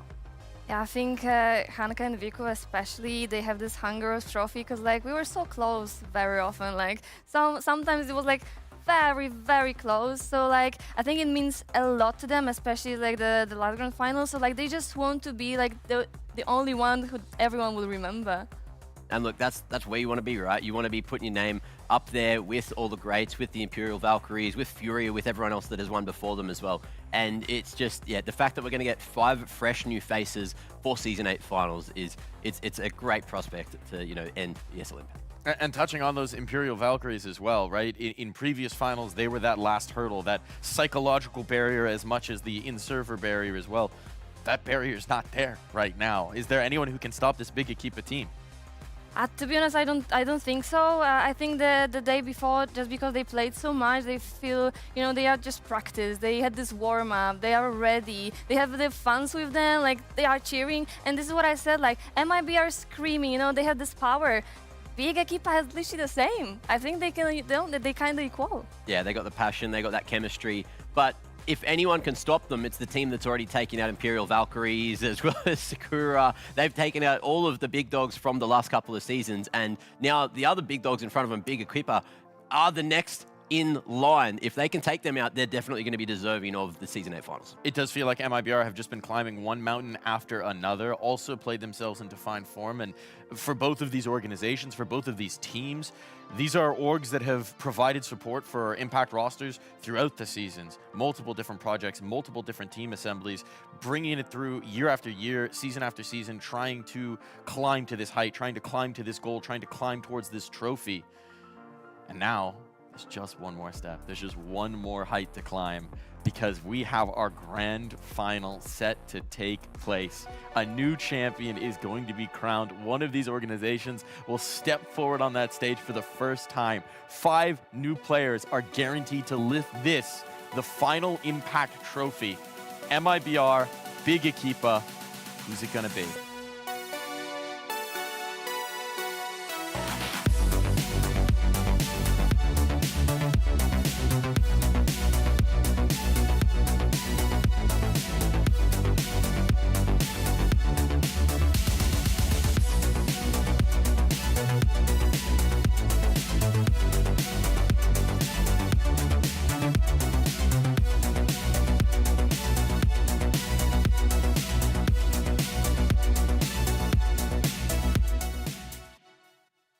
The three of you, you've basically been, in fact, you have been doing ESL Impact since basically the beginning, season 1. When you look back, if you had to name like one thing, what would you say is the most important thing that ESL Impact has done for the women's scene? I think like just gave visibility to us that it never happened like before in that level, I would say. So it engaged a lot of new girls, new people, even like knowing and seeing that we exist and we play the game. So I think visibility like is the top. Yeah, I think what I'm thinking about is the platform, right? Where everybody is united, where everybody feels safe to be who they are and compete between each other. And there were like so many tournaments and online cash cups as well that just helped us promote the scene as well. Yeah, I had a similar answer to Vilga. It's pretty much just being there, to be honest, just existing and being a platform. And for what it was, like, it's pretty premium, I guess, like compared to other, I guess, women tournaments in the past. It's just you don't get the level it is with like ESL Impact. It's pretty high, especially with all like the media and stuff like that. You don't get that with like other tournaments. Yeah, you really feel like a professional player here, you know. Could you ever have seen yourself sort of be in that role if it wasn't for sort of playing in these competitions? Like, would you ever think that that was going to be just a natural progression for you to sort of go into an analyst role before? I never thought about that, to be honest, but after I tried that and after I got this opportunity to try it, I know that I really enjoy it, you know, like I like talking about the things that I love, that I like, that I do daily, and it's something that comes like naturally for me. And if I didn't get this opportunity, I would never know that I have this like features which suits to like talk to people maybe about something, and like yeah, like it's just something that opened new doors for me in the end. Speaking of analysing as well, if we had to sort of go back and compare like a demo from the teams that were competing in ESL Impact Season 1 compared to where we are right now in present day, how much has that changed over such a short period of time? I think tremendously, right? Yeah, so if you can answer this, I'll add on to this. No, but yeah, like tremendously. I think in the past we've all seen like the female CS clips where it's been pretty memed on, and I think nowadays like you see a lot more just players that make more sense, and we don't. I mean, we still get memed on like every now and then, but I think just the level of play that you see right now is pretty much like peak, I guess. Yeah, like, but this funny part is that when I was playing the first season of ESL Impact, I was like feeling, oh my god, I'm so good player, bro. I'm just destroying everyone, you know. Oh my god, our tactics, outstanding tactics. And now I'm like looking, girl, you were really bad, you know. But like it's all the like process, and we cannot like deny it. Like everyone needs to go through this process, and it's just funny now that I can look back and say that like I did some work. I'm here now, and like if not ESL Impact, I wouldn't have gone through this path, you know. So it's a whole process, yeah. And you think that part of that is just like the development over time? Is it like combination with having the league, organization support, just like all of that building up into improving? It's all together, of course, right? It's level of competition is raising when more and more players entering the scene. Obviously, like the more teams we have, the more players we have, the stronger competition becomes, and eventually we will see kind of underdogs, you know, getting to the spot and becoming like such a team with insane structure and insane like individual skills and insane teamwork. Yeah, like just orgs made it professional in the end, and like gave opportunities that people could leave the work, like normal shift work.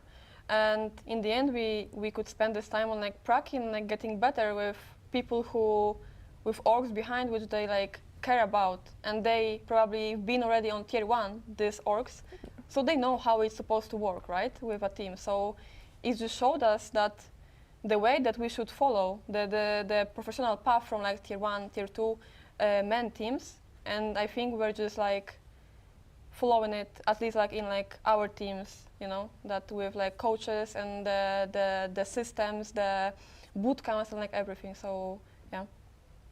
Yeah. It doesn't work. No, I don't think that's gonna work. And not paying attention to the balance, so it might just fall eventually. You are keeping an eye. Can I take like 2 pieces? Hey everybody, it's time for games with CHEGOU, and this time I have Kat by my side. Kat, first of all, how are you doing? How's the travel? Well, I'm doing fine. The travel has been good. It's a bit too cold here, but I like cold, so it's nice. It's cold because previously you were where? Malta? Yeah, we were in Malta. Boot camping? Yes. Okay, well, you probably did like some preparations, and I'm pretty sure you did not get any preparation for this, because today we're going to be playing Jenga. Have you ever played it before? Yes, I have. Oh, that's bad, because it was my first time today playing Jenga, and when it comes to you, right, like, we all know like you play CS on a professional level, but are there any other games that you also play? I mean, I play other games, of course, if I want to like chill from CS, but mostly CS. I mean, I feel like that is whatever I feel like to play, like League, PUBG, or whatever, any like solo game. Do you want to be the first one, or should I be the first one? How would you prefer it? I can go first. Okay, let's go first. But what are the rules? You cannot touch the tower while pushing it. You cannot. But I cannot like touch and then like you go can. to the next one? You can. If you feel like you're pushing it and the whole tower is going, you can change. So it's not like here we don't do like the chess rules where you touch the piece and now you commit to it. Okay. You can. Okay, so it's like. It's like in a store, you know. You look at the apple, you're like, nah. You go for that one. Here, it's okay. like I'll try to go for easier one. Okay. Okay. I'm not sure if it is quite easy. Easy. Okay. Yeah, we have a first one. Wait, but you go to, you build it, and we continue. And we I want to keep it. You want to keep it? Yeah. Maybe we can arrange it afterwards. Maybe we can arrange it afterwards. I mean, I guess like it's easier for you to answer now since Dallas already passed, but because you know, like, the Dallas was the first ever event. You didn't like lift the trophy. I want to ask it from this perspective. Do you feel like it may be added like more now motivation, like maybe a wake-up call that you should, you know, maybe, I'm not saying that you should not, I don't think your team was ever taken for granted, but it's that you do need to keep yourself like in shape. I think it's just how life works. I would say that you just cannot stay on the top forever. Yeah. It's just how things work, and I think it's natural. We all knew that this is going to happen eventually. It's like, of course, we didn't want it to happen, but it's just natural that it happens. And obviously it gave us like more motivation, more hunger, more like putting much more work and everything. And now also with the new addition, it's also like better like to have someone like new, spending time with a new player, like trying to teach and like help. It's like just, I don't know. I feel really good about this tournament. That's good. I mean, that's always good because, as you mentioned, it is impossible to stay at the top all the time. Especially, I would say it's also like, I feel like it's really hard to evolve when you're in the top because if you don't have like a big challenge, there were some grand finals that were challenging. Then there were some grand finals that it was just pretty like one-sided. But unless you have a challenge, you don't really go. Just the same how with the muscle, right? Like if you just have like an easy weight, if you're doing this, like nothing will grow. But like once there's like a bit of like resistance, like something happens. It does feel like the scene evolved a lot because it fell down here. It didn't fall like as a part of the thing. Okay. It all ends when the tower falls. Yeah, because the first ever Impact was in Dallas in 2022, and we had so many tournaments so far. And I remember, like on day one in Dallas, we had so many games that were so one-sided, like so many best of ones, like in so many maps. And not paying attention to the balance, so it rises fall eventually. You are keeping an eye. I am a bit worried, like for this spot, because there's like one in the middle. It doesn't want to move. No, I don't think that's gonna work. No. Okay. We didn't ask for this. I would be careful. I am careful. Don't I look like someone who's careful? Okay. If I turn this like this. And then, no, it wants to turn with it. Okay. It kind of feels like, like 2 steps ahead, forward, 1 step back. Yeah. No, wait, why does it? Can I take like 2 pieces?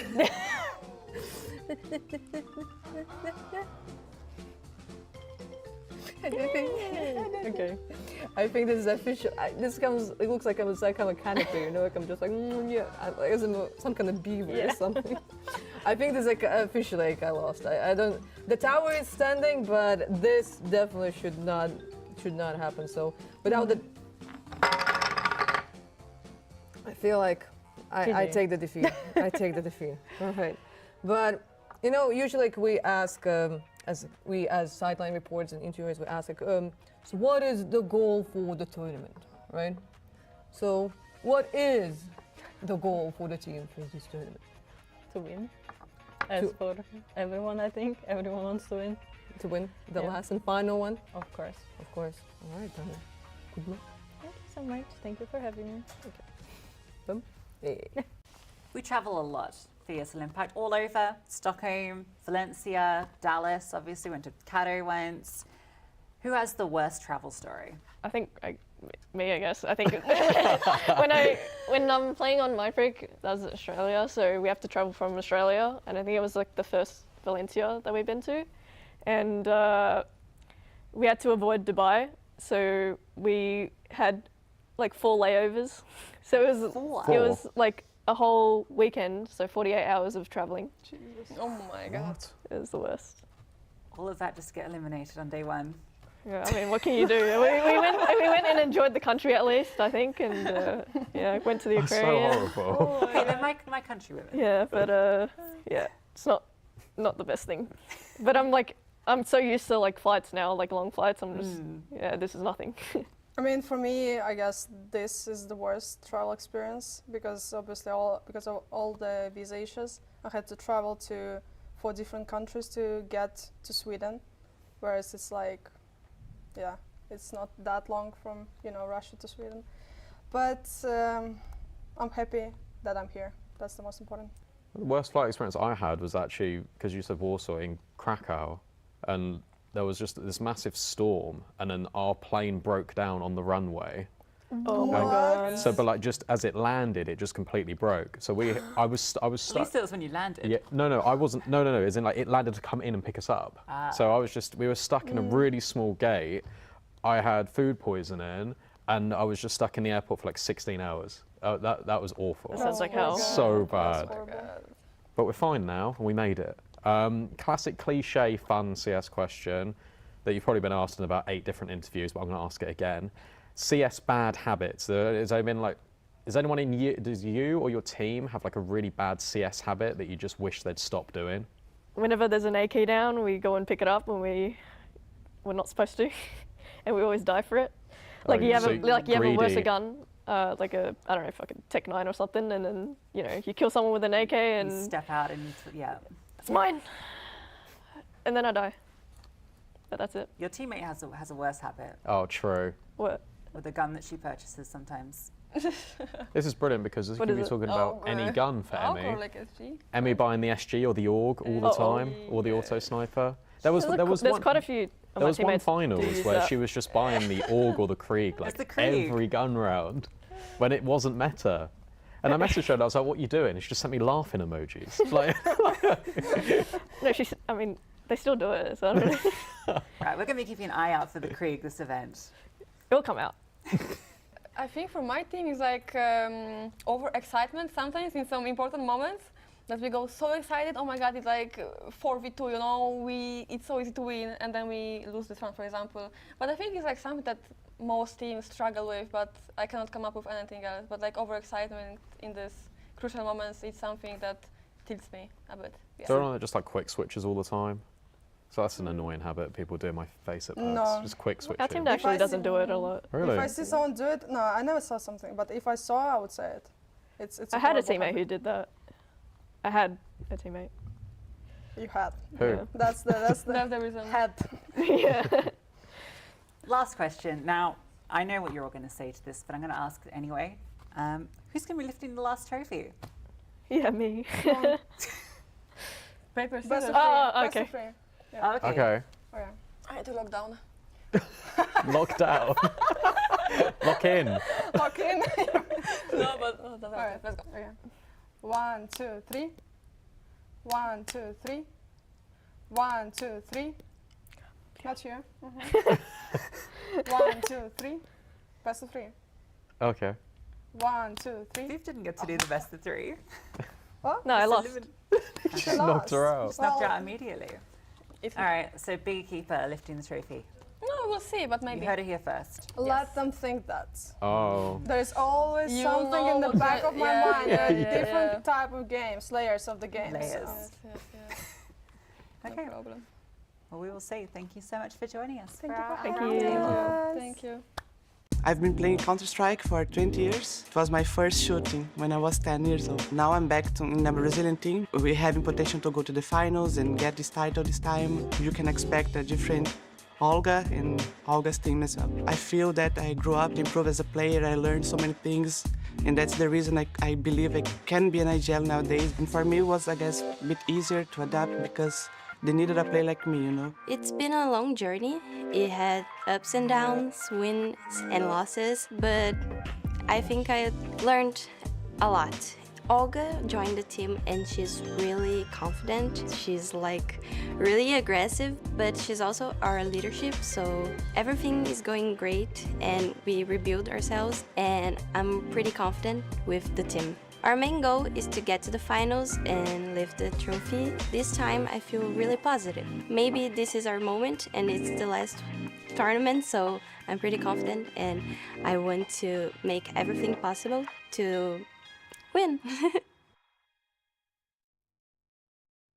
The thing I think to me that makes a great team is that everyone actually wants to win and everyone is putting so much work into this. Every time like we have practice, everyone is doing their own work after that, and I think that everyone is super mature, so we can always talk to each other, and I think that's like such a great strength that any team should wish to have, you know.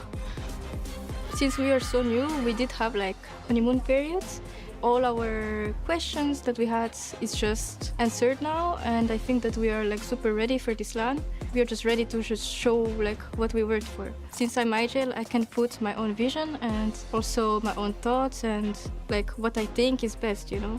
But I couldn't really do that before, and I think that everyone aligns with what I'm saying and what I offer to the team. so that makes it easier to work with everyone. How I would describe my team is like a group of people who trust each other, looking to lift the trophy, but we're also wanting to have a laugh with it. And I think that it's super important because we want to be friends, we want to play with each other, we want to have fun with each other, and I wouldn't change that for anything else.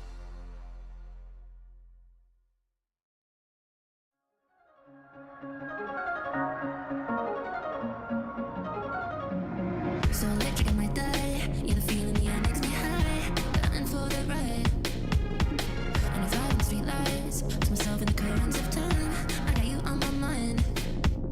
With everything that I feel is so new, I'm pretty sure you're gonna feel it too. But if you don't, there's no telling what I'll do. No, if I get it, somebody touch my heart and put it back inside, 'cause it's all soon. If I get it, somebody check my mind, then things will be alright, 'cause it's all soon. If I get it, like I live in a past life, everything that I see is deja vu, and the colors full bloom. Every night you go is like a hit and run. Now I'm running better than the morning sun. Still with you on my mind. With everything that I feel is so new, I'm pretty sure you're gonna feel it too. But if you don't, there's no telling what I'll do. No, if I get it, somebody touch my heart and put it back inside, 'cause it's all soon. If I get it, somebody check my mind, then things will be alright, 'cause it's all soon. If I get it, if I can't have you, I don't know what to do. If I can't have you, if I can't have you, I don't know what to do. If I can't have you, no, if I get it, somebody touch my heart and put it back inside, 'cause it's all soon. If I get it, somebody check my mind, then things will be alright, 'cause it's all soon. If I get it.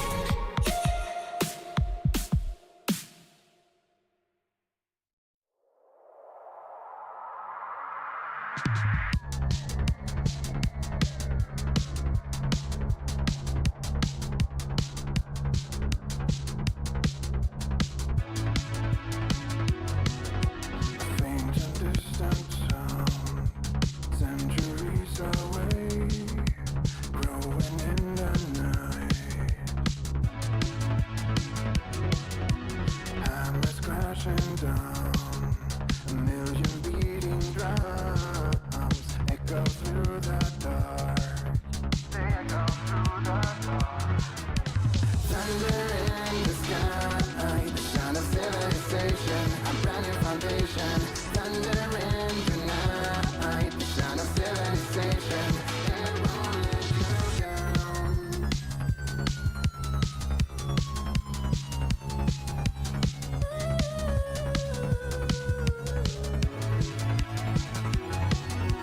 Thundering tonight, beneath a pitch black sky, mountains in the dark. Down to be breathing night, hammers crashing down, a million glowing sparks burning through the dark. They're burning through the dark. Thunder in the sky, the sound of civilization, a brand new foundation. Thunder in the night, the sound of civilization, a civilization. Thunder in the sky, the sound of civilization, a brand new foundation. Thunder in the night, the sound of civilization. It won't let you down.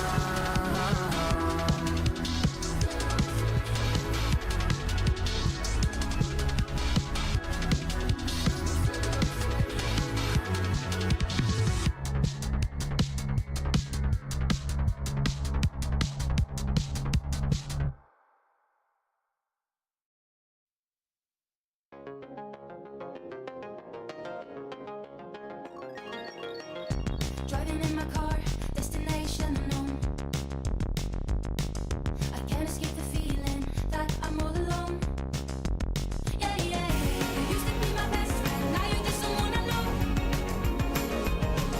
You used to be my everything, how we ever let it go, I don't know. Your face is in the rear view, and I'm looking behind. And I lost count of all the tears I cried.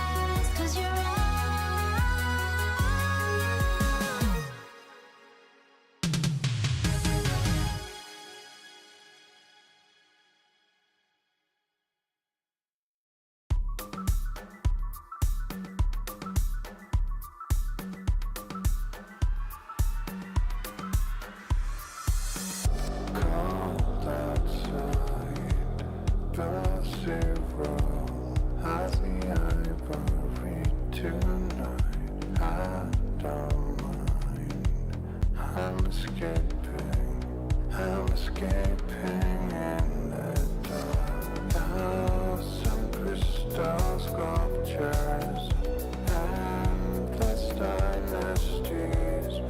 Every time I close my eyes, can't help but wonder.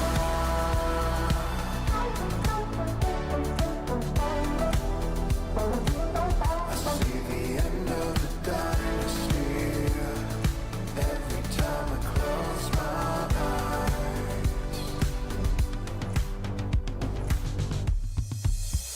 Blinding lights, casting shadows. I see ebony something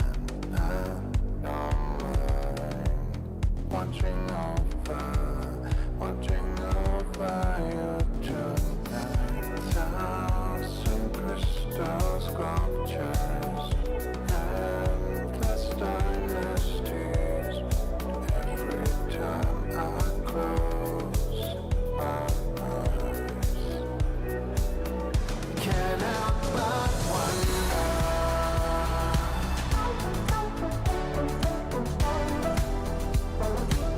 I see the end of the dynasty every time I close my eyes.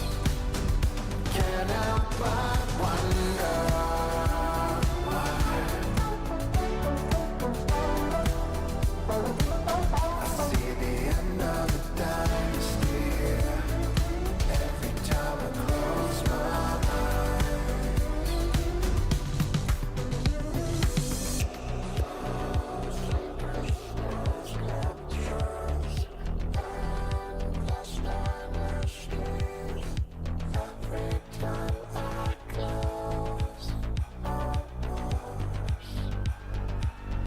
can't help but wonder.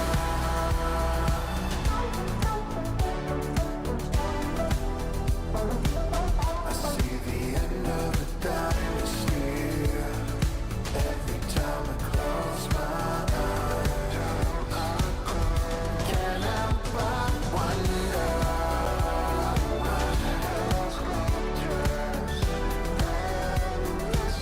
I see the end of the dynasty every time I close my eyes.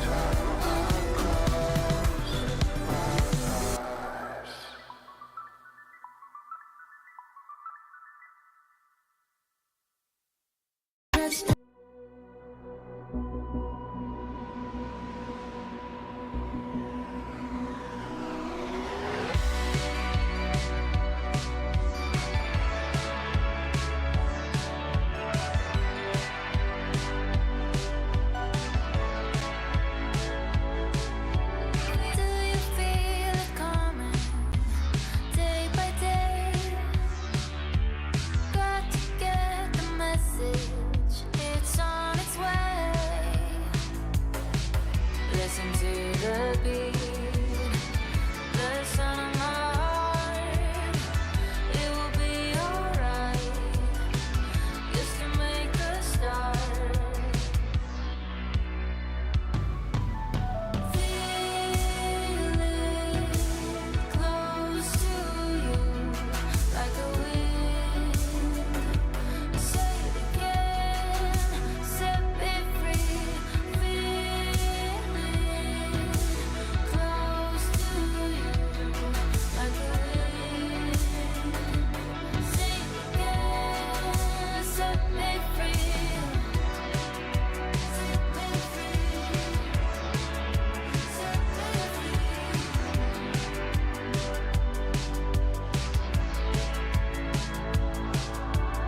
I'll be holding on to my faith. Freedom is calling, so show me the light. Listen to the beat, the sound of my heart. It will be alright, just to make a start. Feel it close to you, like a wind. Say it again, set me free. Feel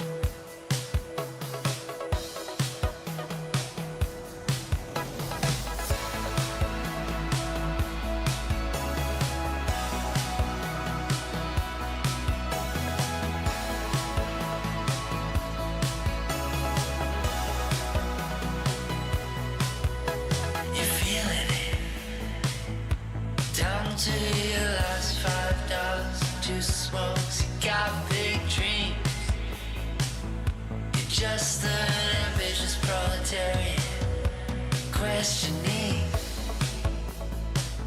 what it all means now that you found out that it doesn't mean anything to be right when the world is wrong.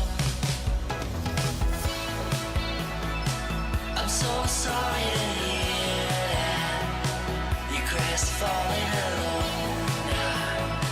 Do you believe in it's new? Something bigger than you, love.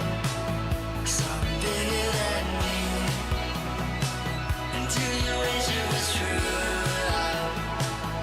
Do you wish it was me?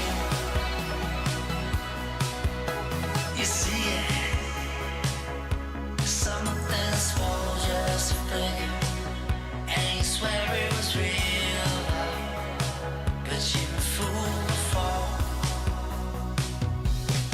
For the first time, for the last time, for the first time,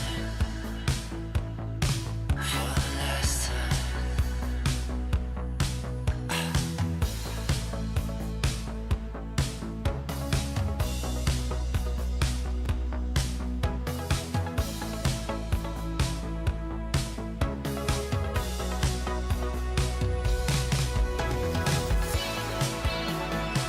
I'm so sorry to hear that you crestfallen alone now. Do you believe in it's new? Something bigger than you, love. Something bigger than me.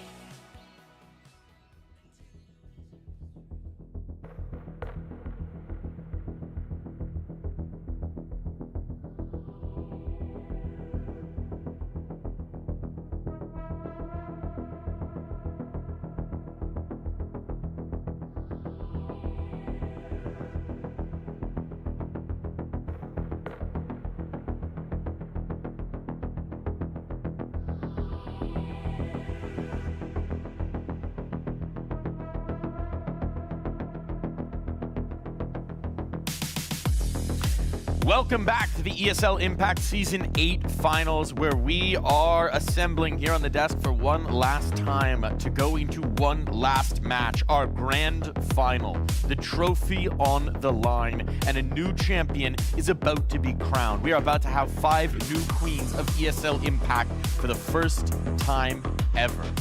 2 teams, MIBR and Big Equipa, will enter this arena, but only one will emerge as champions. So, to welcome you back to the desk, I have, of course, here our wonderful analysts, Mac of the Mates and Letty, joining us here on the desk. It's been quite a journey over these last few days. It's been quite an event as well. Upsets galore, some crazy matches, the 5th highest ever rating on a LAN map. Any favorite moments for you, Letty, from this weekend? Yeah, the Sam you mentioned, actually, like Hanukkah doing like insane job against the Kirkugan and shit. Like it was like, you know what?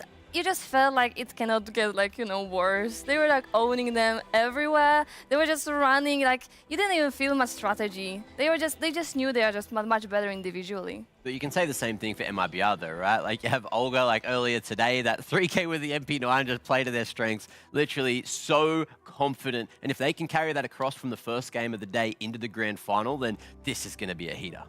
It will be indeed. I'm very excited to see these 2 teams in. 2 teams on parallel journeys as well. 2 teams that went down into the lowers off of the first game. Had to fight their way through every possible opponent. Had to battle to even be here, to even make it to today on Sunday. Elimination on the line at every turn. And 2 teams that we have seen grow into this moment, grow into their prowess as a squad. MIBR and Big, they've been on similar journeys. They started out rough, let's be honest. We saw issues, we saw problems. We never saw all 5 pieces hitting at once. And then as time has gone on, map by map, game by game, we have seen championship caliber squads emerge. It's like the situation is you win or you learn, right? And both these teams didn't make it here flawlessly. They made it through the lower brackets of both their groups, and they all adapted, all turned things around from day 1 to day 2 to look like completely different squads. And that's what you want to see. But only one team can be the winner out of these. And I don't know who it's going to be because it's either, you know, Brazil all year getting these titles, or we might see Europe finally make a bit of a resurgence here. Yeah, you asked me like yesterday, I think, if I prefer to, you know, go easy, you know, the wins in BO1s and be instantly in the semi-final, or go from the loser bracket. And I said, yeah, like, you know, 2-0 and just like, you know, have the one chill day. Maybe my theory was wrong. Maybe the teams actually, you know, they want to practice, they want to check, they want to, you know, feel the stage. Maybe that's the case. I mean, they say iron sharpens iron, and sometimes when you feel the flames of competition, you can forge yourself all that much stronger. I do have to say, One Omen, a Brazilian team, just picked up a trophy over in Seoul in the women's scene of Valorant today. Okay. So maybe that bodes well for MIBR. I don't know if we believe in fate on this desk, but Magic Crystals versus Prophecy, we'll see what's going to come to fruition. We'll get into that in just a moment. To whet our appetites for this matchup, we've got a little journey on over one more time, over to the Newt Nook. Come with me, everybody. We got to check in with Mr. Newt. Newt, it's been a fantastic weekend of Newt Notes. What do you have for us on this one? Well, of course, it is ESL Impact, and why not just talk about a stat that means impact? We're talking about some impactful rounds. So it's very poignant we're going to Impact as we're going to wrap up this season going into it. So impactful rounds. An easy way to look at impactful rounds is using a measure called KAST or CAST, no matter how you call it. It's an abbreviation, KAST. What does it mean? It's broken down into 4 different categories. You either get a kill, assist, survive, or traded. These are kind of positive actions in the round to kind of best your team forward no matter what. So if you get any of these going into the round, you get a thumbs up, a good old thumbs up. If you get nothing going into it, so technically if you do game time, if you save, big old thumbs down. Everybody here gets a thumbs up from me. Everybody at home and everybody in the audience, a big thumbs up from me. So that's how you get some positive impact rounds going into it. But then we look at the sides of both Big Equipa and MIBR. And there's something very interesting here. They are exceptional in the cast category, especially also in the online season. We praised MIBR for every single player in the team being like in that top 5 bracket of the cast rating leaderboard. So every single one of them were at the top of the standings throughout all regions going into it, and then carried over even into the grand final stage here. And then one thing in particular is especially looking at the last round. So these are the cast ratings broken down into all the different kind of aspects. So you got your overall rounds, you got your win rounds, and you got your lost rounds. It may look low, but these are absolutely great numbers going into it, because if you got like 52% cast rating going into last rounds, that means people are always performing, trying to do their best. We even saw it in that game against NIP. There were some rounds that they lost, but we had 2 players alive, but they got 3 kills going into it. They got the NIP on the ropes, they just couldn't quite close it up, but that is showing the impact of all the players that they have. MIBR, they've got these impact players, they are late game players. Olga, Danny coming into the front, and then you got Poppins, Younger, and everybody else coming in to close out the round. So these kind of interesting stats going into it. These rounds lost, even though it is a loss, that impact carries over into the next round going forward. Either in economy, saved weapons, any of the sorts, that impact carries forward. Having consistent impact throughout every round, it's relentless. Imagine trying to get back into a game, and then you finally win a round, but it was just up on the skin of your teeth. You finally get that round. Next round, they come back swinging, get with a force buy, maybe some Tech 9s, and absolutely blow you out the water. Well, it's all about impact here. We've been all about impact all weekend long, and I don't think that's going to change, Newt. You want to make a prediction before I waltz away? Ooh, this is getting very interesting. I feel the vibe from Olga might be too heavy here. Big Equipa looking great. We've seen some amazing stuff. 5th highest rating ever coming out from Hanka. That is like the time to shine. The time to shine is now. Big Equipa, I think you might have the edge here, but I'm actually... He's waffling. Newt, who's it going to be? Pick someone! MIBR. I hear Poppin's mom screaming already. He's believing with Brazil. Newt's sticking with Brazil. Now it's time to figure out where we stand on the desk. And I think before we do that, we need to tell some stories. We need to tell some history here, right? Because these are 2 teams with players who, yes, these rosters, that's going to be their first time on this stage, as these 5. It's going to be a new trophy for one of these teams, but their journeys here have been long and storied in ESL Impact. 2 of your teammates, Viku and Hanka, they've been through this journey with you. They've been on these stages. They've been to these grand finals with you, Letty. What were those moments like, those grand finals, when you were ready to take the stage and vie for this trophy? Yeah, I mean, I think every single year we actually truly believe that we might be the one, you know, having the trophy, especially after we started like working with Ula, our mental coach. Like it was like just so close, but always we were missing something, and I think it was only like still like our mentality. I think sometimes even though we were like saying like, yeah, we're gonna do it, we're gonna have this trophy, we didn't actually believe that much in it. Like, you know, when you start in the game thinking that you might lose the game, it's never gonna be good.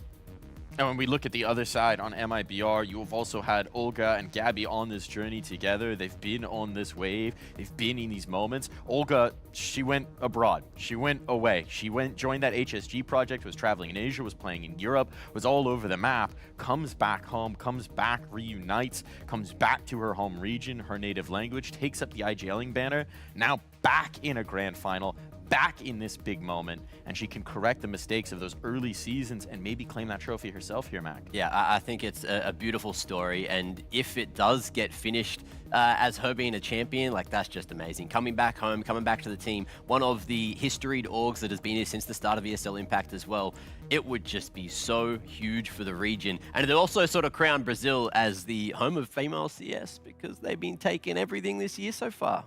They have indeed. Fury didn't make it to this event. They didn't make it to this dance. But in their stead, MIBR showing the prowess of the region, doing them proud back in Brazil, I'm sure. It's an exciting prospect. So let's dive into this matchup in particular. How's this one going to go? We've got MIBR, we've got Big. We've talked about their story. We've talked about their journey to this point, their journey through different seasons of Impact, their journey through this event, as exciting as it has been. We've seen them both come online. What do you make of MIBR's form right now here, Mac? Right now, MIBR, loving what we're seeing earlier. Poppin's finally starting to pop off. Younger as well, you know, firing up yesterday, the AWP online. And then Olga has just been tried and true and so damn good for the last 2 days. Like, everyone is showing up just when it's needed. But it's just a matter of how they've handled themselves from the start of today up until this point. And then the other big question is, where's this veto going? Because both these teams are so good on so many maps. Yeah, that's true, and I'm so happy that actually MIBR pop in like every single player right now, because at the beginning we saw only Olga, but right now everyone actually wants to catch up to her and like help her somehow. So yeah, it's gonna be a very interesting game. And if we look over at the other side of things, big Equipa, right? We were just watching them triumph over NIP. They played themselves into fine form. They have these very strong pieces that came together at the beginning of this season to make it happen. Letty, what is working so well for Big right now? I think it's just confidence right now. They have everything on point. They have IGL who's like doing her job. Like, I don't think they expected that much from Astra to actually giving ideas, giving calls, and also like hitting everything she can so far. And of course, like Hanka and Viku just have this, you know, the feeling of each other. Like they just know how to play together. They were doing it for like such a long time, so it's like very normal for them. And we've seen the young guns come online as well, right? Kyosa, Emsan delivering here in Stockholm. Do we think they could be the edge? Definitely. Kyosa is a player that you also can count almost every time. She has insane aim, and Emsan as an Encore doing insane job, very often multi-killing, multi-fragging. Like, you cannot expect more from the Encore. Like, Encore just needs to be there and just needs to, you know, deliver how much she can.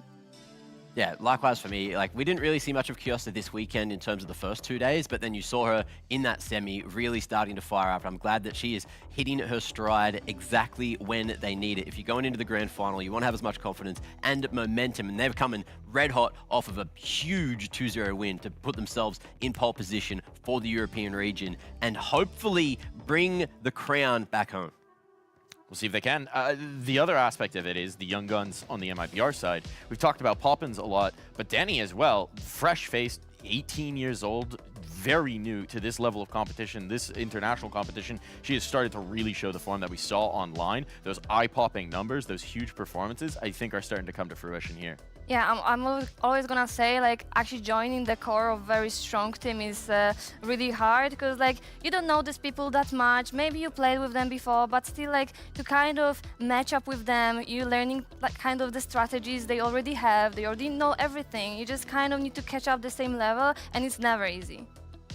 Well, we've set the stage. We've set the table for what should be a very delicious grand final. The question is going to be, where is it actually going to be played? So we're going to dive into the veto here. We're going to get into the nitty-gritty. Any expectations for this? Mirage out first. Well, that's a difference. That's a change. Yeah, I'm glad that we have no Mirage. That leaves it a bit more open, probably a bit more malleable for, on paper, I'm going to say MIBR. You know, with Big getting rid of Train, that's their insta-ban, so there's no real surprises, but I'm more interested in where we are going. Let's have a look at map 1.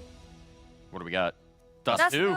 All right. We didn't get it in either of our semis. It was the decider in both. Now we finally get this Dust 2, Letty. Yeah, I mean, MIBR already played Dust 2 very often, so like I think they are ready.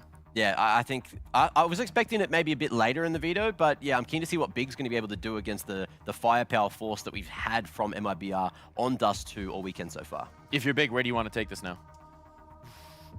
In my brain, I would say Ancient, but I think Inferno's pretty good. Inferno's pretty good after what we saw from them before, although we know MIBR are pretty well versed on Inferno too, so it's going to be a weird one. I'm expecting Ancient as the third, but I'm happy to be surprised.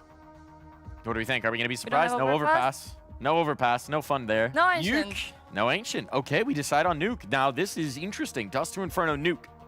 Now that we have all three, what does this look like? What's your immediate reaction? Well, for me, like Inferno by Big, they show they can play on this map, but also Olga feels very confident, so yeah, it might be interesting. Yeah, it's for me, we saw what happened on Nuke earlier. We know Sakura were a pretty damn good Nuke team, but they didn't really look like it up against the likes of MIBR. We just haven't seen Big Equipa play it this weekend, so I'm not really sure what to expect and how they're going to be able to deal with this force that is MIBR FE. Mate, this is going to be an absolute cracker of a grand final. Seeing this one, it feels like you're starting to hedge your bets a little bit towards that MIBR. Seeing this map will...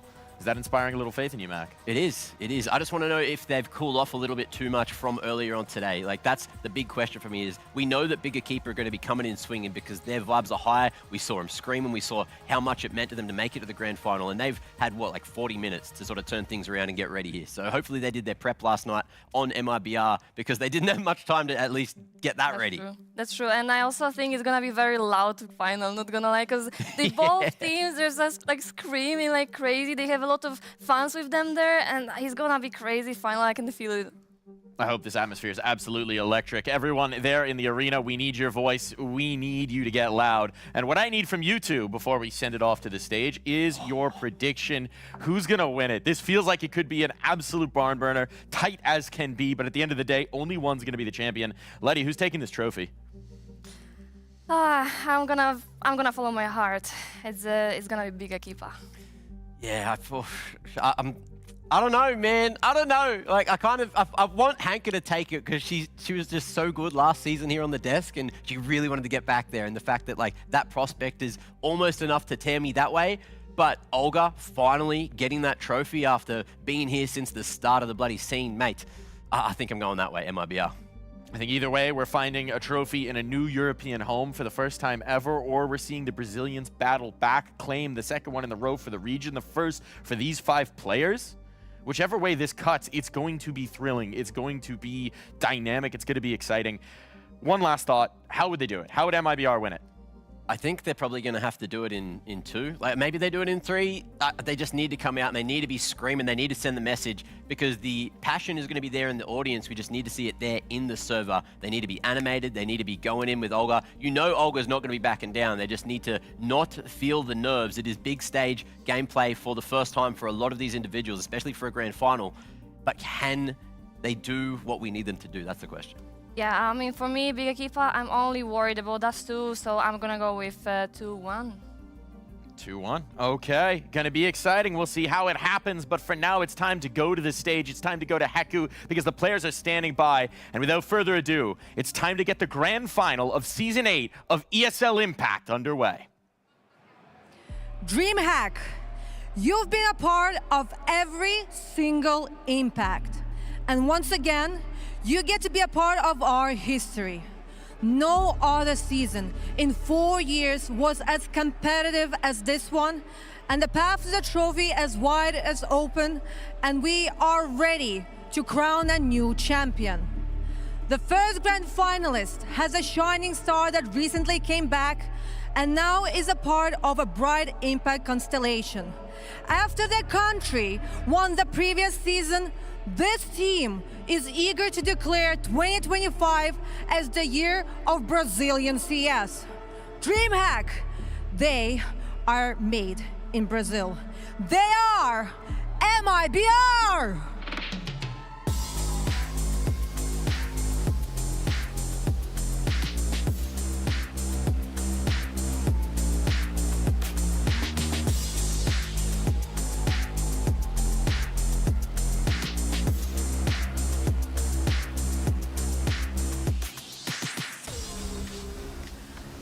MIBR is a great team, but their opponent is ready for the challenge. They still remember how their region got to dominate, and this time, they want to keep the trophy on European soil. Some of them are making a return, while one of them is about to play her first ever Impact Finals in front of her home crowd. Stockholm, give it up for your second grand finalist, Big Equipa!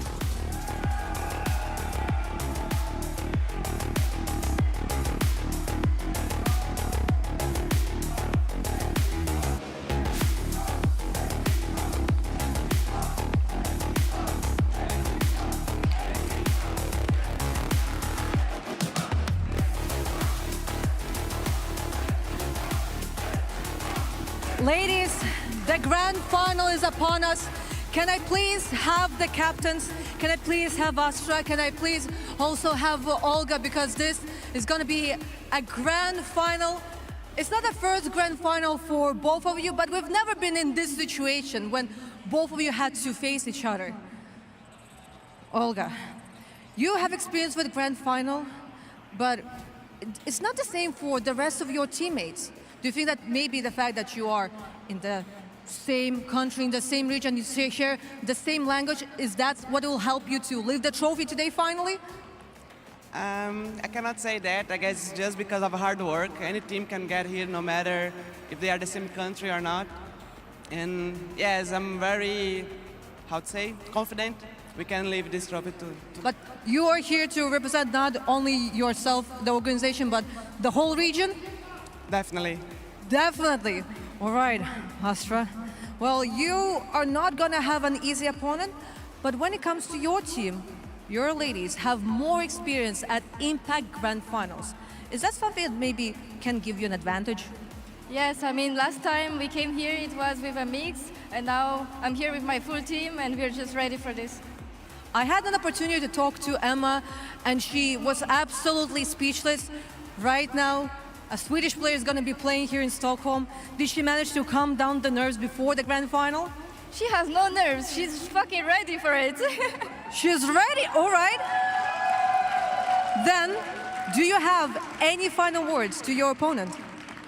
May the best team win, and I hope that we show a super great CS for the last Impact. All right. Wait, Olga, before the fist bumps, any final words to Astra? I was about to say the same. I just hope we can show a great CS today, and that's it. That's it. Win the best. May the best team win. Ladies, one more time, let's do the handshakes. Please join your teams. Good luck to both of you. Good luck to both of the teams. But now that the teams are getting ready and the captains are joining them, this is a great chance and opportunity for us to remind everyone what kind of grueling path these teams had to take in order to get to the grand final, in order to get closer to this trophy and this title. This is their story. 4 years of Impact has led us to this moment. Season after season, the competition has been getting stronger and stronger.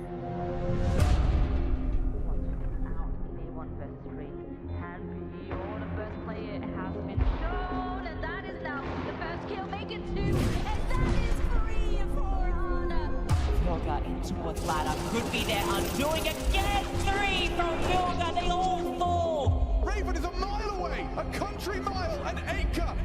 It's too far away. Unless Car's on the wrong side of the smoke, going for some jump peaks. Oh, that was such a close one.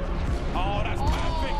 Collects both of them at the same time. Once again, Anka comes on through, tapping with the Tech 9. 1, 2, needs that third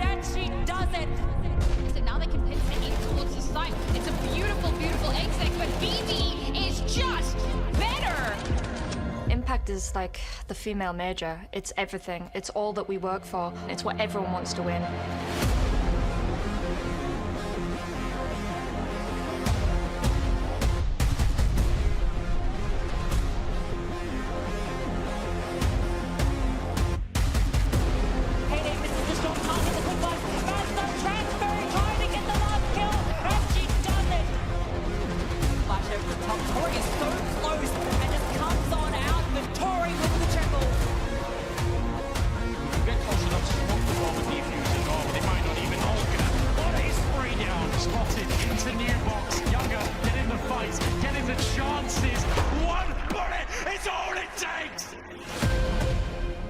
I've been working so much since day one.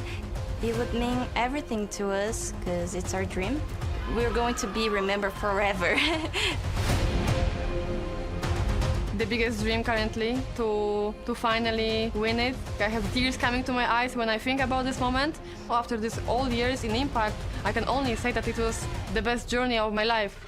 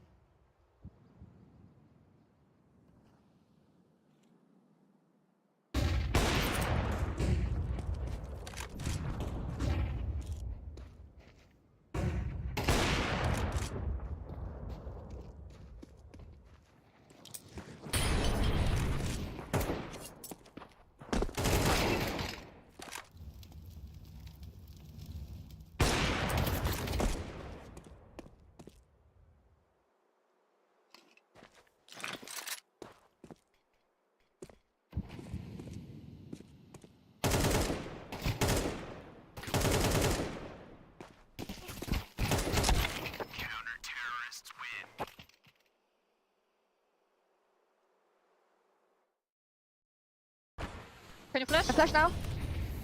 Curse CT, Emma, curse CT one. I don't see ramp yet.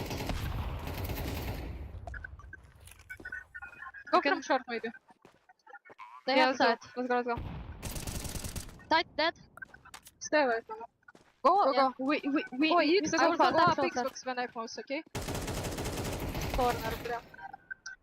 I'm playing Emma. Kill. One more short. I'm dead. 2v1. Can Together. be side. Together. Half HP. Defuse! ADP is Nice, ramp. Kanya! Okay, I take. Nice. I don't know what happened, but it's nice. Okay. Let's go.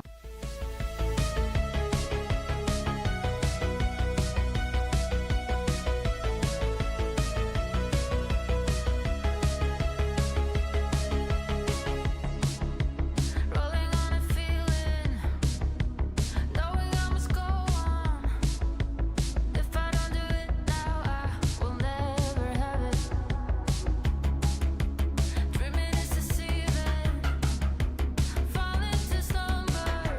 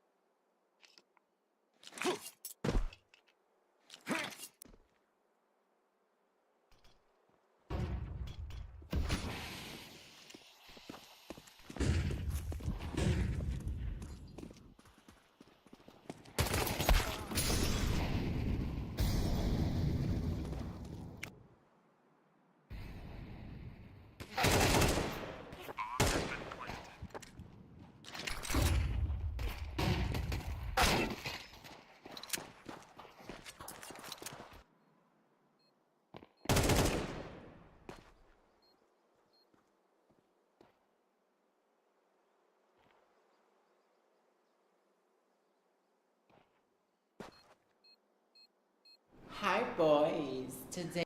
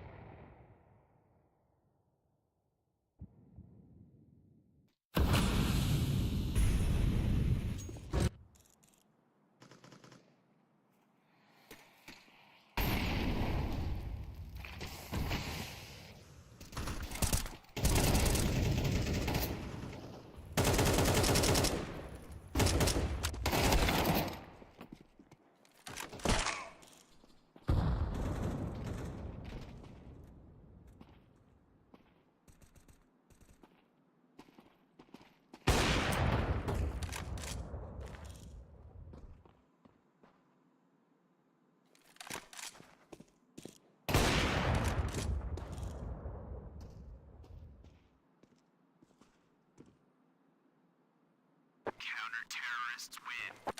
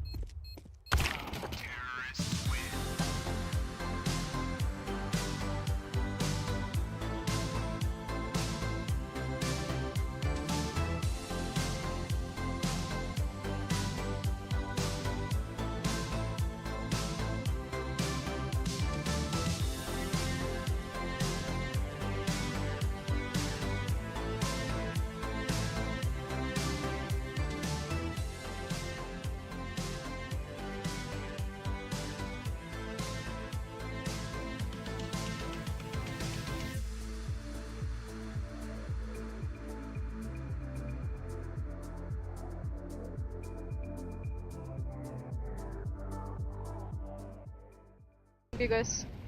I flash short again. I'm Push out, mid. One more, upper. That's Run, take one.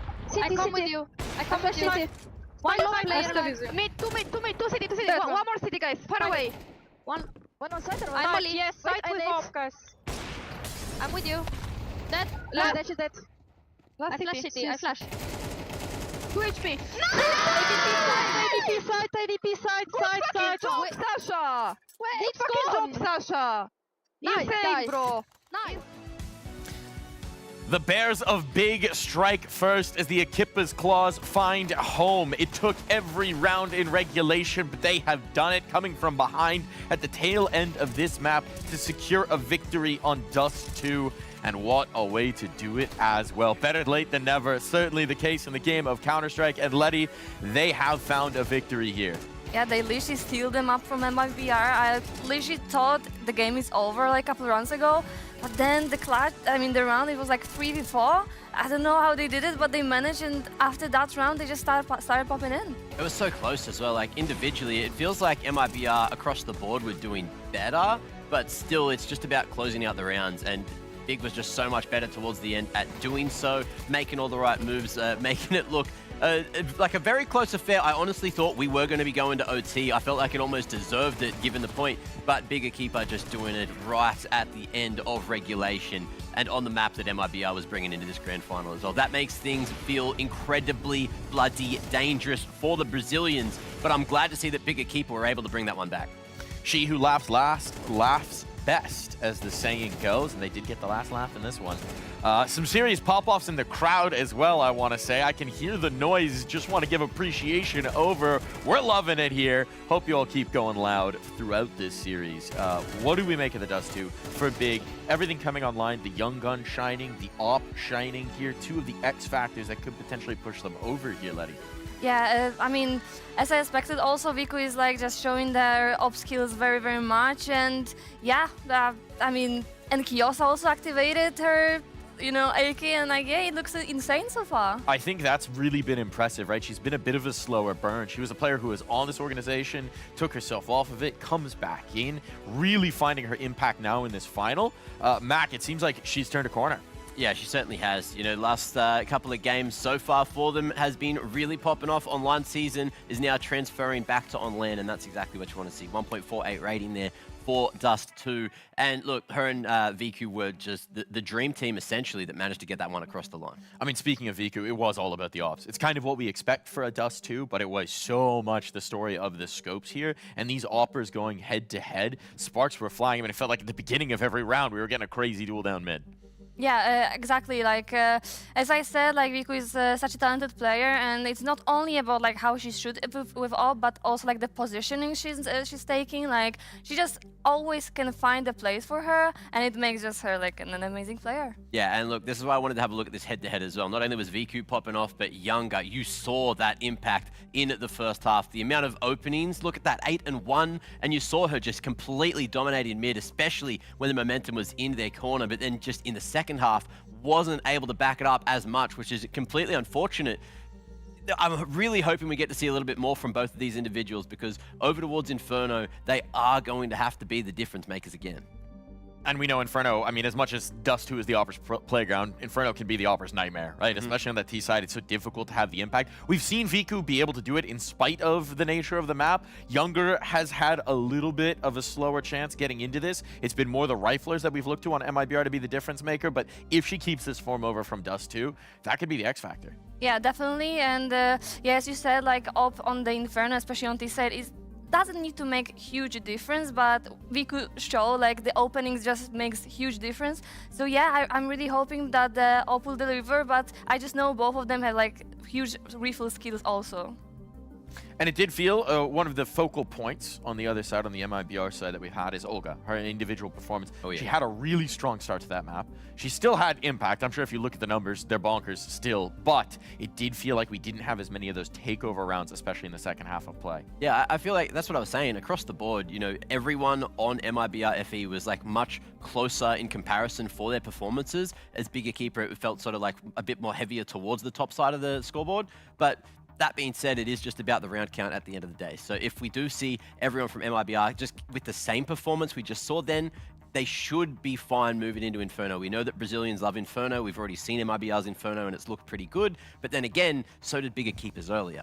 Yeah, correctly. And also, like, the previous performance by Olga, like, maybe put too much pressure at her, like, at the end of the day and in this grand final. So I hope they're gonna speak with team and they're gonna, like, solve it together because, like, yeah, it just looks like she just put too much pressure at her shoulders. Single-handedly, she was the one that took down Imperial Valkyries, right? She dropped almost like 30 in that Inferno game against them. And I'm sure, you know, confidence isn't going to be a problem for her, especially going up against bigger keeper. But they've been able to sit on the sidelines and watch that happen all weekend, so we need to see what kind of game plan they're bringing in to stop Olga.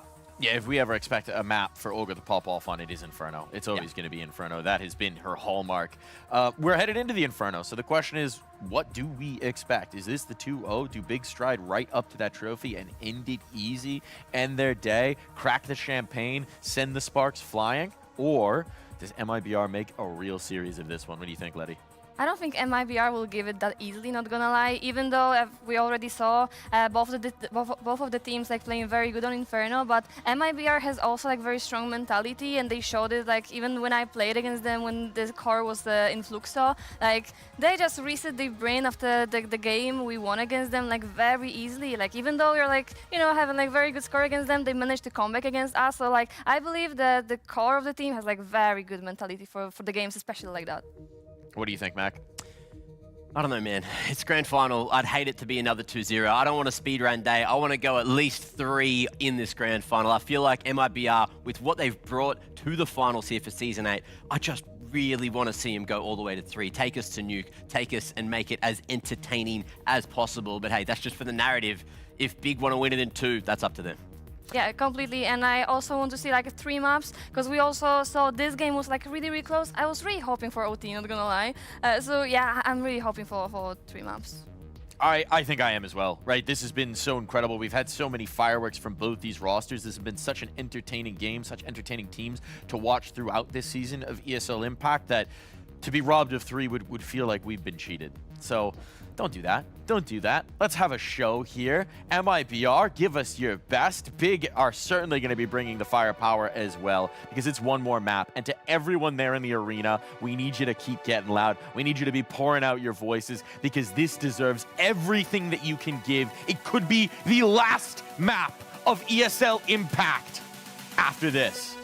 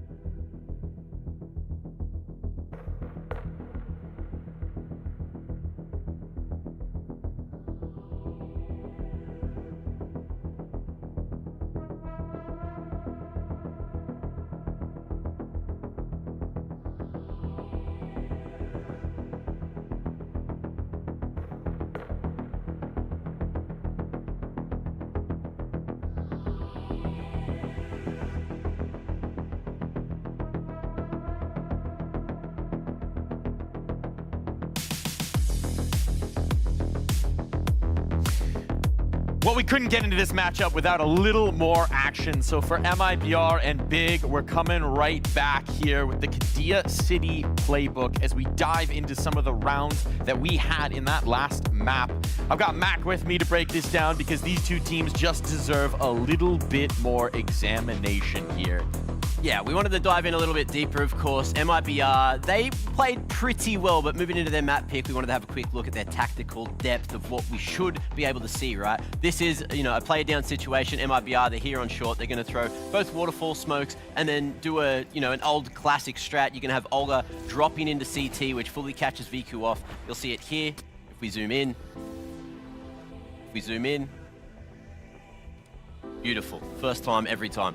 You've got Olga coming in, she's gonna, every time, first time. Anyway, she's gonna go in from CT and manage to take out VQ, which weakens the site. Astra doing the right thing, dropping a defensive smoke to try and play around. Unfortunately, it is Counter-Strike 2, and that is gonna get cleared by the HE. So it's gone pretty well from this point. Unfortunately, MIBR don't win, but over on Inferno, we've seen so many nice strats that they have managed to bring in so far this weekend, and I can't wait to see a few more. I can't wait either. So without further ado, why not? Why wait anymore? It's time to get into the matchup, and it is my pleasure to, perhaps for the last time, introduce to you, your casters, the voices of ESL Impact, Lucy and B-Dog. Take it away.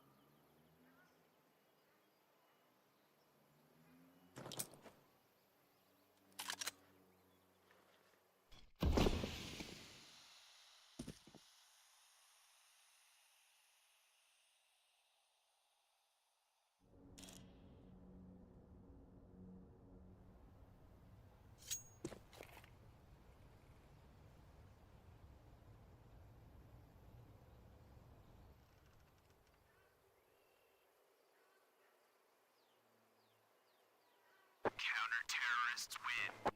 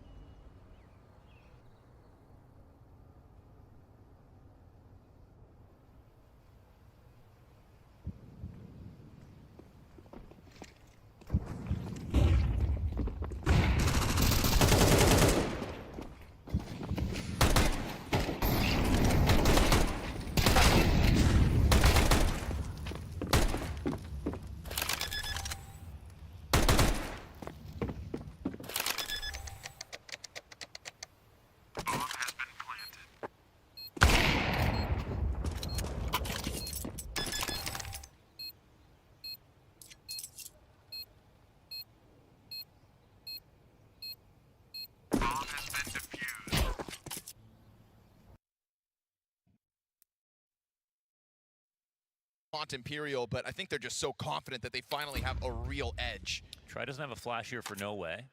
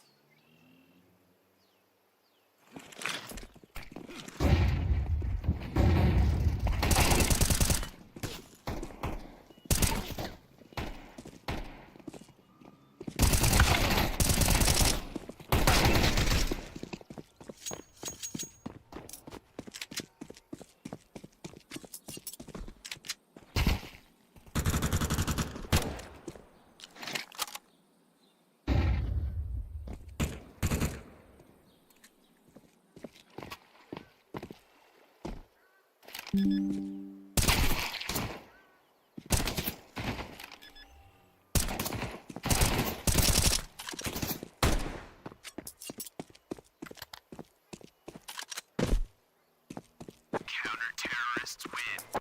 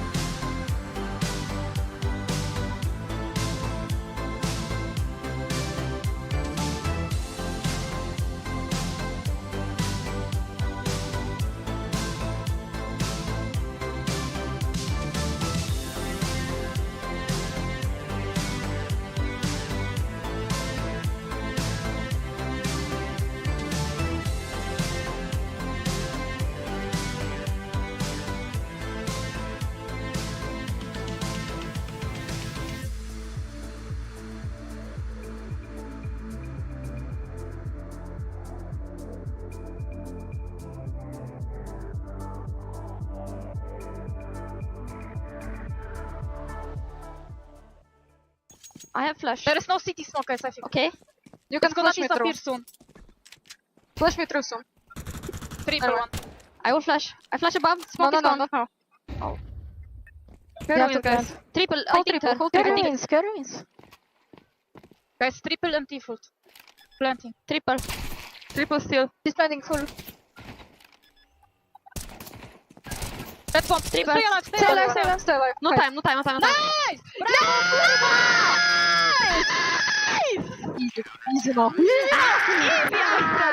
Good job They on forced B. it. They forced it. Not so much the easy mode there, but spirits high for both these teams. Look, we were waiting for an Olga takeover round. She kept us waiting a little late, but then she delivered in the most critical of moments.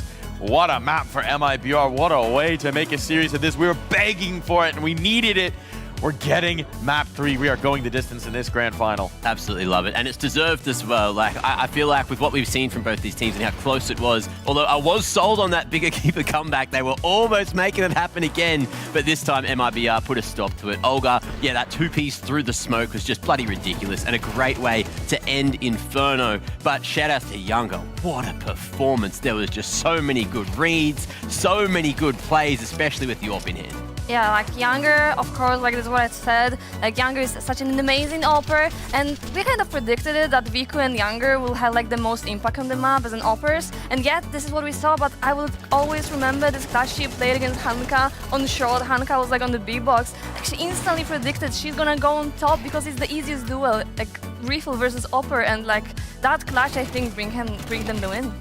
That's just the experience though talking, right? Like they play this map so much, they know exactly what their opponents want to do, and it just goes to show the caliber of players here in the grand final. And look, the idea of Nuke has me salivating, but Inferno, it was a fun one. We saw so many crazy moments. We saw that flank from Olga, which put them in another position to succeed. It almost got caught off when Viku rotated, realizing, oh, maybe someone is here. And it was just absolute chaos all throughout it, but that's exactly what we wanted to see.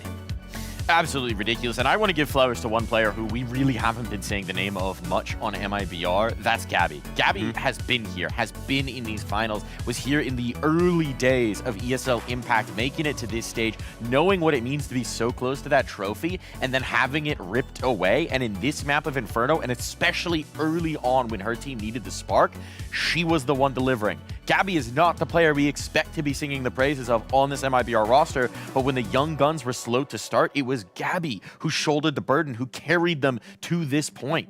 Yeah, usually what we see is like players, you know, are closed on the finals because there's too much to win. Like people just start overthink. But like in this roster, like everyone just shooting back like in the grand final when there's like too much pressure.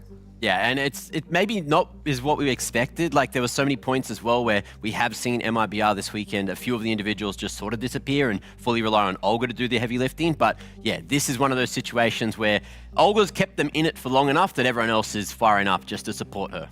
Sometimes for players, it's when the lights get brightest that we see their finest form, that when they step to the front, when that pressure is ratcheted up to an 11, that's where they cook, that's where they become diamonds. I think that's been Gabby here. It's certainly been Younger as well. We've already talked about it a bit, but we should just show the numbers again because they are stupid. And Younger took over this matchup. Incredible performance though from the AWP.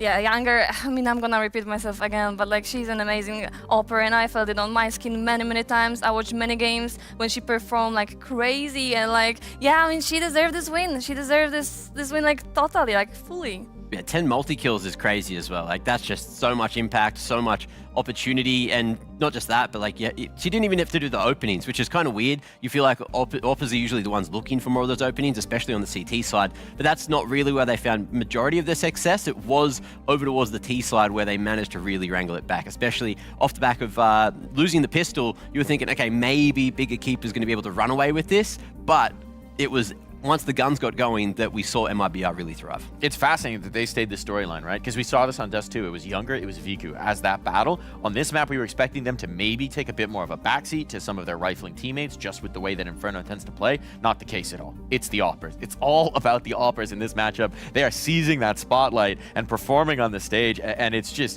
a delight to watch. It's incredible when you just have the scopes going toe-to-toe like this. Yeah, and what you mentioned is like, of course, like Younger maybe didn't have like that many openings, but like Vico, for example, like she's playing for openings with off, especially on the T side. But when Younger is kind of using the off like in the mid rounds, and she's doing the difference. She's like can refill with an off, and this is like kind of new meta for an offer, and like she's doing an incredible job.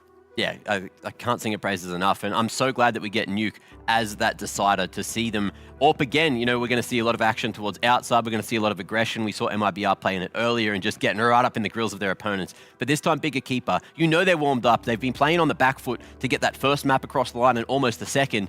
But this is one that they have played flawlessly. There's a 100% win rate in the last 3 months for them. Good pistol round win percentage, but they've only played it 3 times. And, you know, it's been a Na'Vi Javelins classic for years, right? And you've got a couple of the individuals there still here and still winning. Yeah, I mean, Nuke was always one of our favorite maps, and we felt like very confident on it, just because like when we finally understood how the rotation works on this map was like very easy to play for us. So yeah, I think if Vico and Hanka actually bring this, you know, ideas to the new roster, they're gonna own MIBR. What do you expect to see from them? What do you expect them to have brought over from your old teams? What are we looking at Vico and Hanka to do here on Nuke?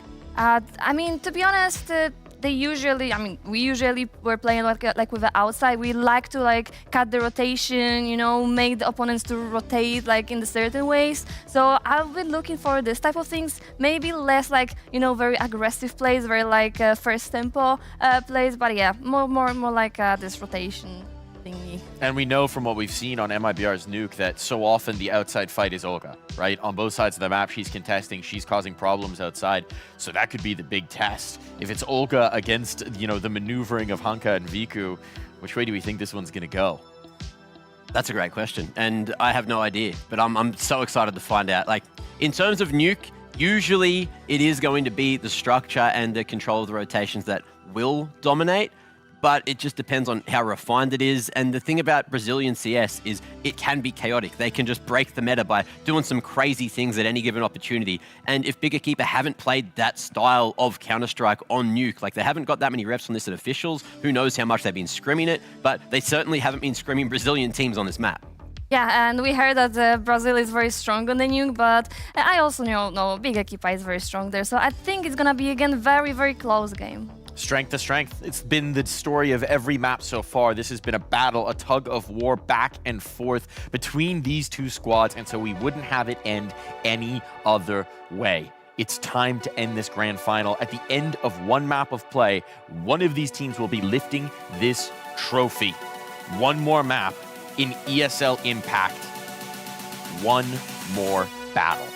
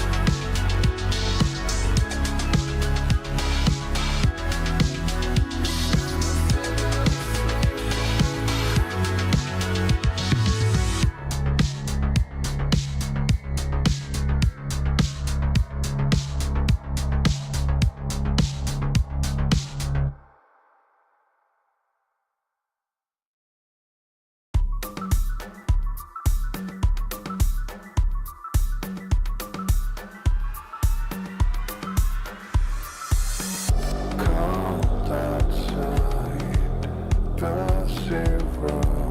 I see ivory tonight. I don't mind. I'm escaping in the dark. Thousand crystal sculptures, endless dynasties.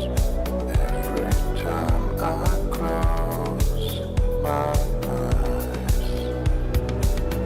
can't help but wonder.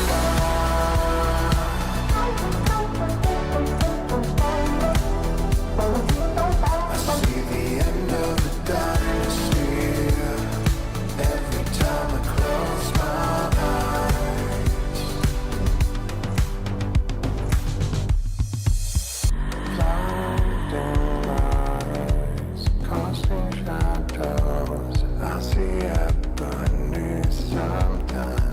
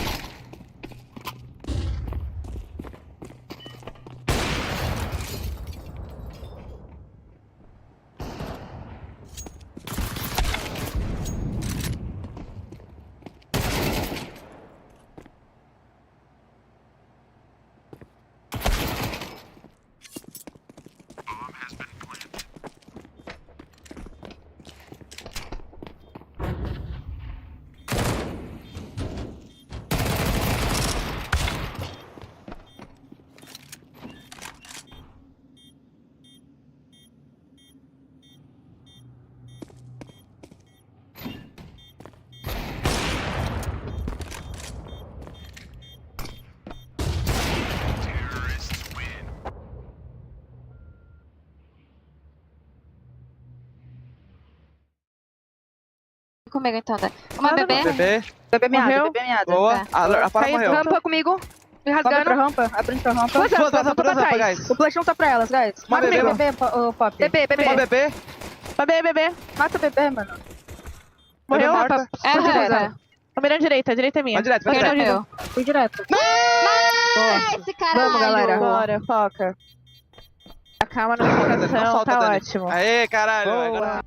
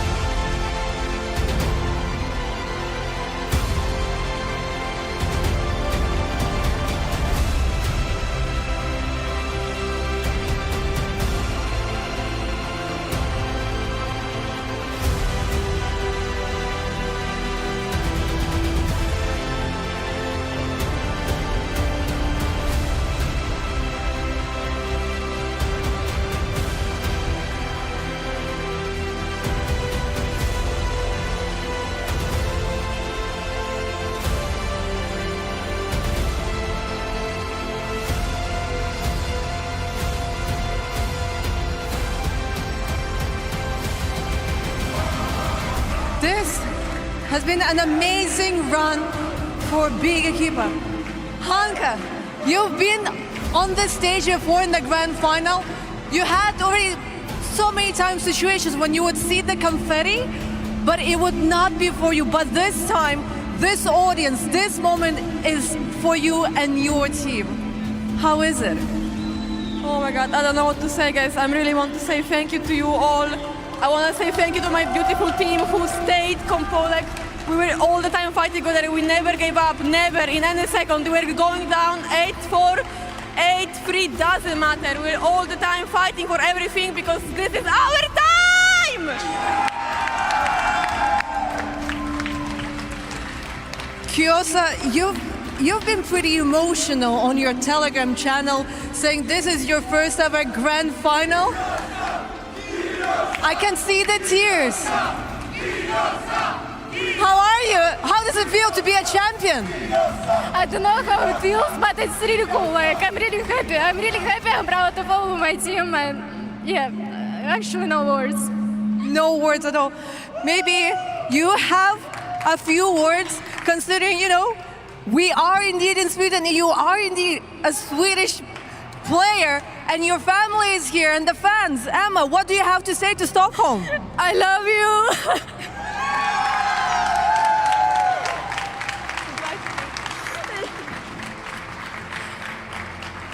Astra?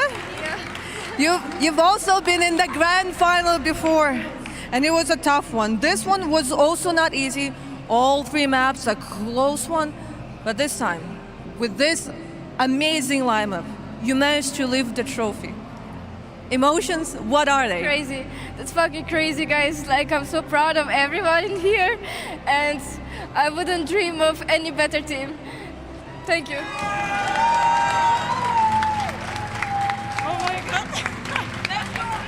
Vico, you have been avoiding me every season. You literally were running away from my interviews.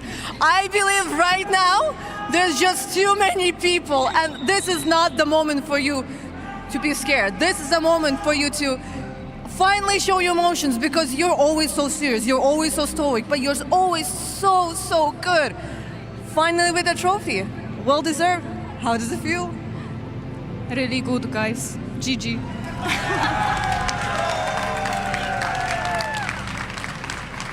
Last but not least, someone who helped out the team, I believe, in the last 1 week. Is that all the time you had with this amazing team? Do you feel like the preparation was well spent? For sure, like, I don't know, I'm a little bit speechless, but we had I was called to come to boot camp with them, like, on the last days. We booked a flight last minute. I spent 1 week with this team, this amazing team who spent so much time and trying to practice. And with all the resources we had and support from the organization too, we actually made it happen, and it feels so amazing to, like, make it work after this. I'm so proud of the girls. It's a big moment for all of you. It's a big moment for all the big fans. You have been absolutely amazing. I feel like this is all well deserved.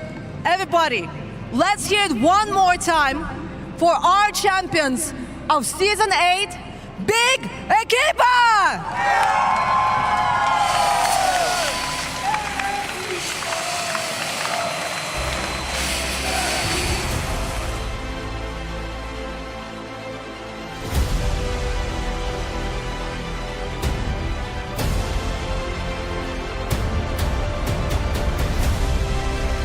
Big Equipa dared to dream at the beginning of this season, dared to be bold, building a roster anew with one goal.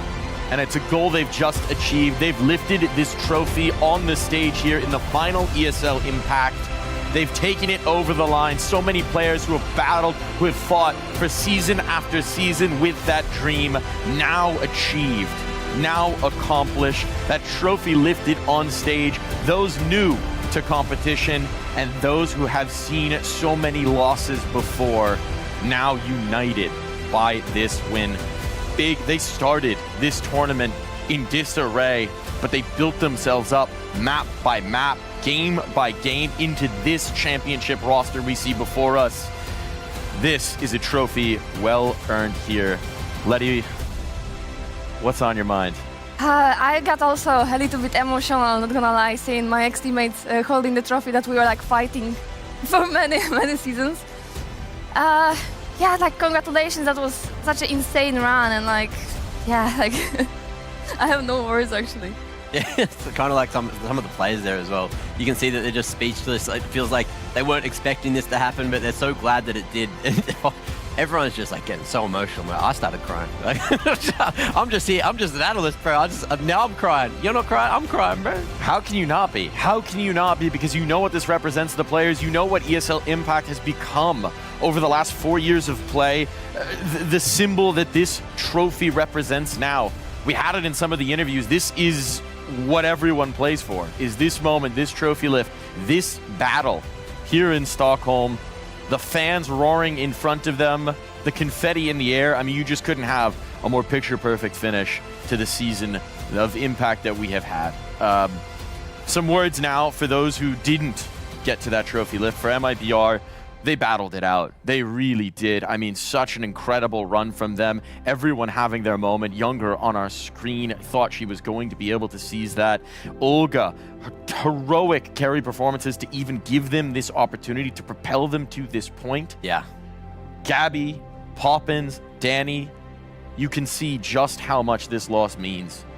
But they came so very close, and they represented themselves so well here, Mac. Oh, they did so well, especially, you know, on that second map, managing to bring it back, get it across the line, and then it looked like they were almost a shoo-in, especially during that first half of Nuke. Just so much good counter-strike coming out of the camp. Younger as well, kudos to her, absolutely stunning performance. Like, you wouldn't expect, you know, some of these close-range battles she was taking with the AWP to go her way, but she just time after time hitting nuts headshots, hitting bloody crazy wallbangs, just full battle AWPing. Oh, and you could see how much it meant to her as well, head in hands at the end. It was just absolutely devastating that they couldn't get it done. Yeah, at the end of the day, it's not like who's better, who's worse. It's like who made less mistakes, and in this case, Big Equipa just like made less mistakes. But MIBR did insane job. The individual and team performance is like such. They literally did like just a good job. You can see what it means to these players.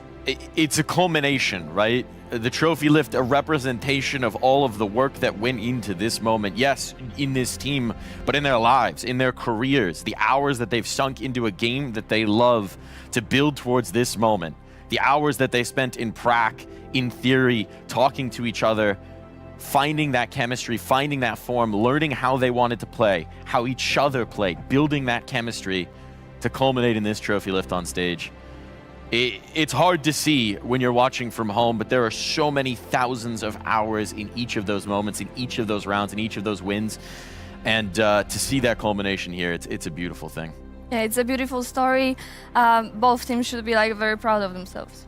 Yeah, it has to say as well that, you know, especially some of the individuals on Big Equipa, even the fresher faces as well, you could see that they were getting emotional. It means so much to Kyosa and MSAN as well. Like MSAN, when Impact was brought in for ESL here, she would have been 15. Like, she would have been 15. I don't think that's old enough to actually play in the league, but here she is finally getting a chance on the big stage and gets it done with a lovely group of women around her. And it's something that we've seen that's been beautiful to watch over the course of Impact, right? Is, yes, a player who literally wasn't old enough to compete in the league, but she may have been watching. She may have been seeing these role models in the early season show themselves on stage and ignite that fire for competition within her.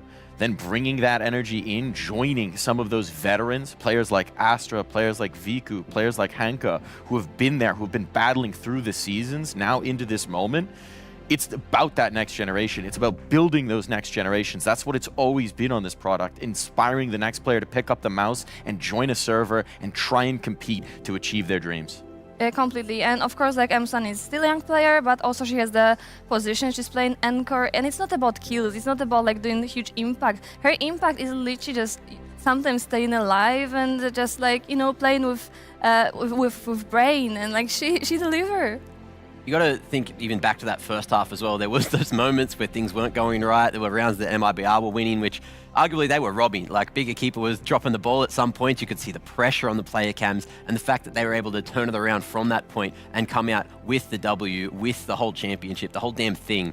Like, that takes a lot of resilience. It does indeed. It does indeed. And I think that one of the things you mentioned earlier is sometimes it's just about who makes fewer mistakes. And to me, that typifies consistency. And I think for us, not sure what the numbers are going to tell the story of at the end, but for us here watching, our MVP of this tournament is the player who's most represented consistency throughout. And I think that's got to be Viku. She's just brought such a level to it. Letty, your former teammate, your opper, what is it about Viku that just makes her different? Our coach would say she's just talented, but I think she just feels the game. She spent a lot of time on the server. She played with a lot of players. She spent so much time on, you know, progressing. And yeah, like I think like the all hours she spent on the server just pay her off. Now she's a champion. Yeah, absolute champion performance. And as you said, Mike, like, just the pillar of consistency all through the weekend. You'd see a name towards the top of the scoreboard, if not at the top of the scoreboard, and then her AWP today in the Grand Finals has just been, you know, the difference maker, the absolute difference maker. Not even in the Grand Finals, even in the semis, to make sure it happened, make sure they got here to the Grand Finals and put themselves in the position to be the champions. And she's just such a rock for the team, right? Stone-faced in so many moments on the server, barely cracking a smile even when they're dominating. And we saw it in the interview as well. Heku finally tracks her down, and it's kind of expected that she's gonna say like something similar. Yeah, long time coming. It couldn't be any other way. It couldn't be any other way, and we wouldn't want her to be any other way. I think we're coming to the close here on this season of ESL Impact, so there's nothing left to do but to say our goodbyes. We're going to get everyone in here for a moment. This product has grown so much over the last 4 years. It's grown to encompass so many people, players, coaches, casters, analysts, everyone behind the scenes making the show look as good as it can, everyone holding a camera, cutting video, editing audio, making this product what it can be, fighting behind closed doors to keep it growing, to keep it what it has become.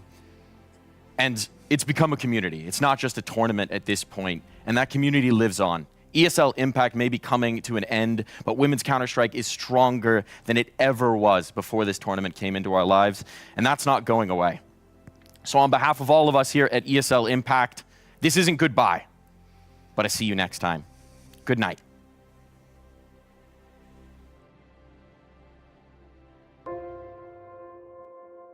That's new. It glows. Looks sick.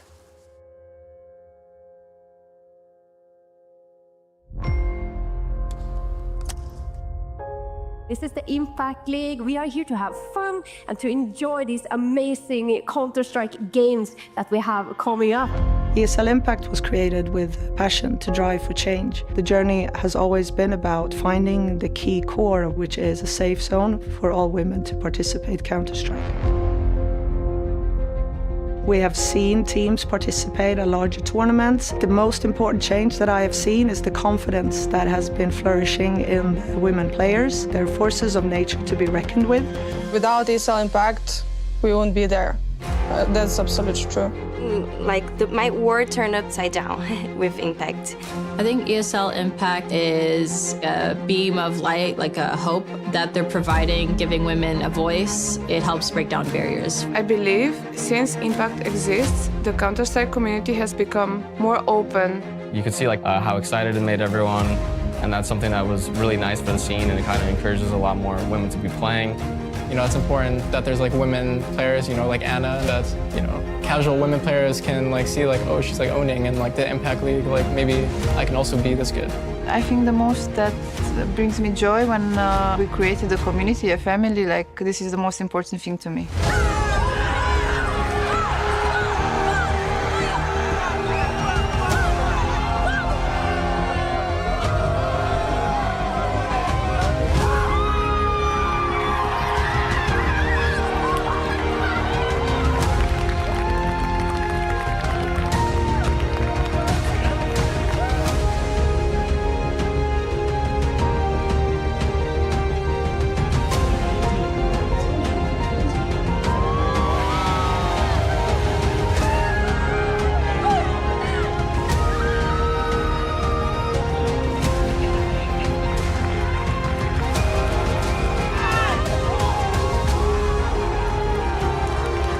raise a trophy before, and for me it was one of my biggest goals in the life. My dreams became true with Impact. Impact has lit a fire in a lot of women. Hopefully that fire is still ignited and hopefully more women rally excited about competing.